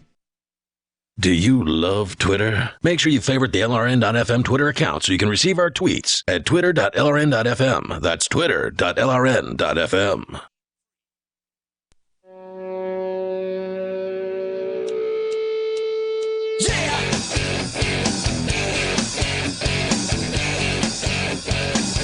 Free Talk Live. Come on, final segment. Wes, you've been here on the U.S. Mariana Islands with me for going on a week now. Yes. What do you think about what you've seen so far? And is liberty alive here? It seems to be, very tropical, of course. Yes. Probably one of the most tropical places that's affiliated with America. It's nice to be free of snow. Yeah, people might have heard of Guam, which is mostly a military base. It's been used by American military. We actually went to the top of this peak, Tapachau, right? Yep. And you can see the entire island from up there. You have a vantage point to the north and the south, and there's a bunch of history of World War II. And my stepdad's father, my grandfather, was actually here 75 years ago in the U.S. Navy when they had a really huge battle, really big battle. 44,000 Japanese died defending Saipan. 5,000 Americans died taking it. Yeah, it was definitely a struggle to take over the island so that they could have a airstrip by which to launch bombing raids on Japan. Yes. So we're in the thickets of military madness at this point, and apparently, the Japanese were unwilling to really surrender. They moved into the north part of the island. There's a suicide cliff. A lot of them perished there. Yeah. But we also went to see some of the landmarks, historical sites, and the memorabilia about it, and paying homage to the ideas of respect and peace and freedom, essentially, like people being able to get along without killing each other. That's kind of the goal. Yeah. And so Saipan is not so affiliated with the military, but it does have a few ships off the shore here. I guess that are supply ships for the military. A little reminder of the military there for you, just sitting off the shore. I guess besides being beautiful, and I do love all the word peace is written a lot on this island. It is, and I saw love too. Just taking pictures of it every time I see it and putting it up on my Facebook. I think there's a culture here that's really kind and friendly from what I've seen. But I like the low taxes, and it's got really low taxes. Definitely has that. Yeah, and not really the influence of the IRS, the Internal Revenue Service. Often send organizations into bankruptcy. But what we've seen with organizations is a change in the way a lot of them do business. You've been telling me about this sort of hierarchy of ways that businesses do things, from like red, which is you called tooth and claw, on up to teal. Yes. Can you explain that to me? Yeah, so there's a theorist named Frederick Laloux, and he was kind of a business management strategist. I forget where he was working for, but he's, I believe, Dutch. Was living in Belgium. Now he's living in a eco-village of sorts in Ithaca, New York, I think. That's more in line with his ideas, but he wrote a book called Reinventing Organizations, and it's subtitled A Guide to Creating Organizations Inspired by the Next Stage of Human Consciousness. So it's taking like a really comprehensive view of what humans have been doing with themselves and with each other with these organizations throughout history. And he says one of the most exciting breakthroughs of the 21st century will not occur because of technology, but because of an expanding concept of what it means to be human. So this shift to an evolutionary teal model, which is kind of based on the color scheming of Ken Wilber's theories. Can you tell me the color schemes here real quick? Yeah. So it's red is, just, fight and die to survive, fight and kill to survive, right? Yeah, red is like symbolic of a wolf pack. That's the metaphor that he uses. And there's a constant exercise of power by chief to keep foot soldiers in line. It's highly reactive, short-term focus, thrives in chaotic environments. So you've got organized crime, you've got street gangs, you've got tribal militias. Okay. Then he moves to amber, which is highly formal roles within a hierarchical pyramid, top-down command and control. Future is repetition of the past. Right. So change is bad. One of the things that so you hear about draconian laws and you always think that's bad. But what was cool about Draco was he wrote the laws down. And so at the very least, you knew what the rules were. And this is entering into that amber stage. Now we've moved beyond it to the point that so many rules have been written down, no one knows what they are. And now we just kind of go by this code that we have, and we fear to do things that we don't know about. Yeah, this is kind of like stages in human organization as well as stages in consciousness development as well. So this symbolic metaphor of the amber would be army, and current examples are the Catholic Church, the military, most government organizations, public school systems, police departments. And then we get into sort of the corporate world, which is kind of a phenomenon of government and politicians and lawyers, right? So that's labeled orange, and that's the goal is to beat competition, to achieve profit and growth, at all costs, basically maximize shareholder wealth, management by objectives, command and control over what, and the freedom over how. So the guiding metaphor there is a machine.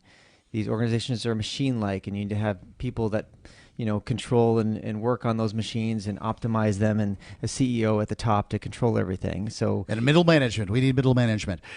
Yeah. And a lot of times, people have run into these organizational models, and they're difficult to deal with.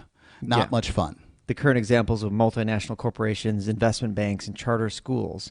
But he also identifies the key breakthroughs in each one of these stages, and these stages can actually coexist. Yeah. We know red organizations and amber and orange in our current world today. So the key breakthroughs for orange, which is a less of a overtly coercive model, like most corporations aren't going to force you to do business with them unless you've got like a legalized monopoly of providing some service because of government regulation, right? Right. The power company's pretty close to that. Exactly. So their innovations for orange would be the idea of innovation itself and accountability and meritocracy. Mm-hmm. That's kind of a big conservative talking point. You don't want everybody gets first prize regardless. You want to be able to reward people that have done work that's beneficial for the company and for customers, basically. Yeah, I like the idea of a meritocracy if they work. If somebody is worthy of being rewarded or being on top or whatever, then sure, that sounds great. Yeah, Lelou's point is that out of the confines of a hierarchy, that's how people naturally associate with each other. Persons have different skill sets and different abilities, and you reward those things, or you honor and compensate people accordingly. Right. And for instance, you and I saw a kid, and I'm not even sure what term we're supposed to use anymore. I grew up with the term retarded, right? Now I think it's supposed to be developmentally disabled, but the kid had mentally challenged, yes. Pretty clearly had Down syndrome, right? And he was playing with a cat on the side of the road and kind of chasing the cat and, this sort of thing. We just saw that the other day. In a joyful way, too. He was having a good time, and you can have a great, I have no particular problem with this. One of the things that we, that I've sort of been struck by is that if you listen to many of these folks, say on the left, is that guy's just as qualified to lead a Fortune 500 company as anybody else. What doesn't matter is equal opportunity, but what matters is equal outcomes. Do we really want equal outcomes? Do you want that guy as your, that kid as your airline pilot? I don't. No, and the marketplace would not actually favor that. But that's something symbolic of the culture of green, which is the next stage of consciousness or organization, where there's a focus on culture and empowerment to boost employee motivation. Stakeholders replace shareholders as primary purpose, and the metaphor is the family. So you've got empowerment, you've got egalitarian management, and that's the equality sort of like at the expense of merit. Some of these businesses that are out there, like, I don't know, Zappos comes to mind. He's got that listed as one of the examples. Other businesses known for these idealistic practices, Ben & Jerry's, Southwest Airlines, and Starbucks. Yeah, some of these places look like they'd be really fun to work at. Yes. It seems like it's a party all the time. Yeah. And I would say Google, the Googleplex, the campus there, and so forth. They're taking care of your kids with the on-site day watch thing, nursery. They got the workout area. There's prizes, and everybody's having a good time, or at least pretending to. Definitely less of a stern sort of old school management environment, right? But there's still a lot of management going on. There's a hierarchy. There's the corporate board and all those kinds of things. And so it's really a quantum leap to shift into teal, just as it is into voluntarism. Teal is the last. Teal is the one that we're all aiming for, basically, as a species, in order to not swirl down the drain and go down. So right? what distinguishes teal from the rest? Self-management replaces hierarchical pyramids. Now, as a person who's had to manage people, that's what I want. Is that the problem with being a manager is that you've got employees that you got to manage. That's the whole thing. Is the reason you have a job is because people are just bad at handling their own stuff. Yes, and in contrast to a machine or family, organizations are seen as living entities oriented toward realizing their potential. So there's like this idea of self-actualization. So it's seen as a living organism, sensing and responding on individual levels, right? Each person has the autonomy to make choices. What he says is you want to bring the free market principles and the processes into an organization. And that would get rid of the hierarchies, basically. So you've got self-management, wholeness, and evolutionary purpose as the main driving points. I hope that we can see more businesses move into this teal realm. Where can people find out more about you and your work? Okay, so actually he profiles businesses in his book, reinventingorganizations.com. HealthyMindFitBody.com is my website right now, doing a podcast. HealthyMindFitBody.com. Yeah, and Complete Liberty, too. Wes Bertrand, thank you. Thank you. Ever wanted to hook up with an attractive woman, but you couldn't because you were already in a relationship? Ever wanted to earn high income on low work hours? I'm Caleb Jones, and I've taught hundreds of thousands of men how to create low work, high income businesses and how to date women under your terms. Watch our free on-demand replay training with me so you can learn how to create location-independent income and date women the way you want. Go to alpha.freetalklive.com. Free Talk Live is now on more than 200 radio stations nationwide. We've had more than 18 million podcast downloads, and we claim millions of listens a month. We're a multimedia ad venue with print, email, web, and terrestrial radio marketing platforms. We strive to have ad packages that cater to advertisers big and small. Contact me today at mark@freetalklive.com to see what we can do for you. mark@freetalklive.com. If you're a local advertiser, contact this station. But if you can service a national audience, contact me, mark@freetalklive.com. Is oral health important to you? If you don't like your own teeth, fresh breath, or kissing people, then by all means stop listening. Several years ago, I met Jessica Armand, founder and CEO of My Magic Mud, and I became passionate about the product that she created and never want to live without it. It's clinically proven to whiten teeth, but I find it does much more. They want you to love My Magic Mud as much as I do, so they're giving you a money-back guarantee plus 20% off. Go to mymagicmud.com and use coupon code FTL20 at checkout. mymagicmud.com, FTL20. So you've heard all 3 hours of the latest episode of Free Talk Live, and you're still hungry for liberty-oriented audio content? Did you know that we have another 24/7 audio stream at LRN.FM? The Liberty Radio Network airs the latest episodes of some of the best liberty-oriented podcasts on the internet around the clock. In addition to recorded content, you'll also hear live shows like Free Talk Live, originating from our Keene, New Hampshire studio. So listen anytime at LRN.FM. That's LRN.FM. The latest episode of Declare Your Independence with Ernest Hancock is next after the news on the Liberty Radio Network at LRN.FM. This is the Liberty Beat, your daily source for liberty news and activist updates. Produced in partnership with the SNLS Network and listeners like you. Online at snlsnetwork.com. I'm Mick Murrow with your latest edition of the Liberty Beat. Gold is trading at $1,567, silver at $17.83, and Bitcoin is trading around $9,730. Today's gold, silver, and Bitcoin prices are brought to you by Brave Botanicals, high-quality kratom and CBD at reasonable prices with excellent customer service. Brave Botanicals is activist-owned and mission-driven. The Liberty Beat and Brave Botanicals believe so strongly in the power of kratom, we're giving it away for free. Just go to libertybeat.news/free kratom. This is the Liberty Beat at snlsnetwork.com. In the news, on Tuesday, a House committee approved a bill to put a 3-year ban or moratorium on the use of facial recognition for surveillance or any other purposes by the state and its political subdivisions. Passage into law would represent an important first step towards protecting privacy and rejecting the national surveillance state. Activist Post reports a coalition of 3 Democrats introduced House Bill 2856 January 27th. The legislation would put a 3-year ban on the use of facial recognition by government in Washington state. If passed into law, state and local government agencies would be prohibited from obtaining, retaining, requesting, accessing, or using any facial recognition technology or any information obtained from or by use of facial recognition technology. Additionally, any information obtained from or by the use of facial recognition would be barred from being used as evidence in any trial or other proceeding before a court or other authority subject to the jurisdiction of Washington. Ever wonder where we find all the news to report right here on the Liberty Beat?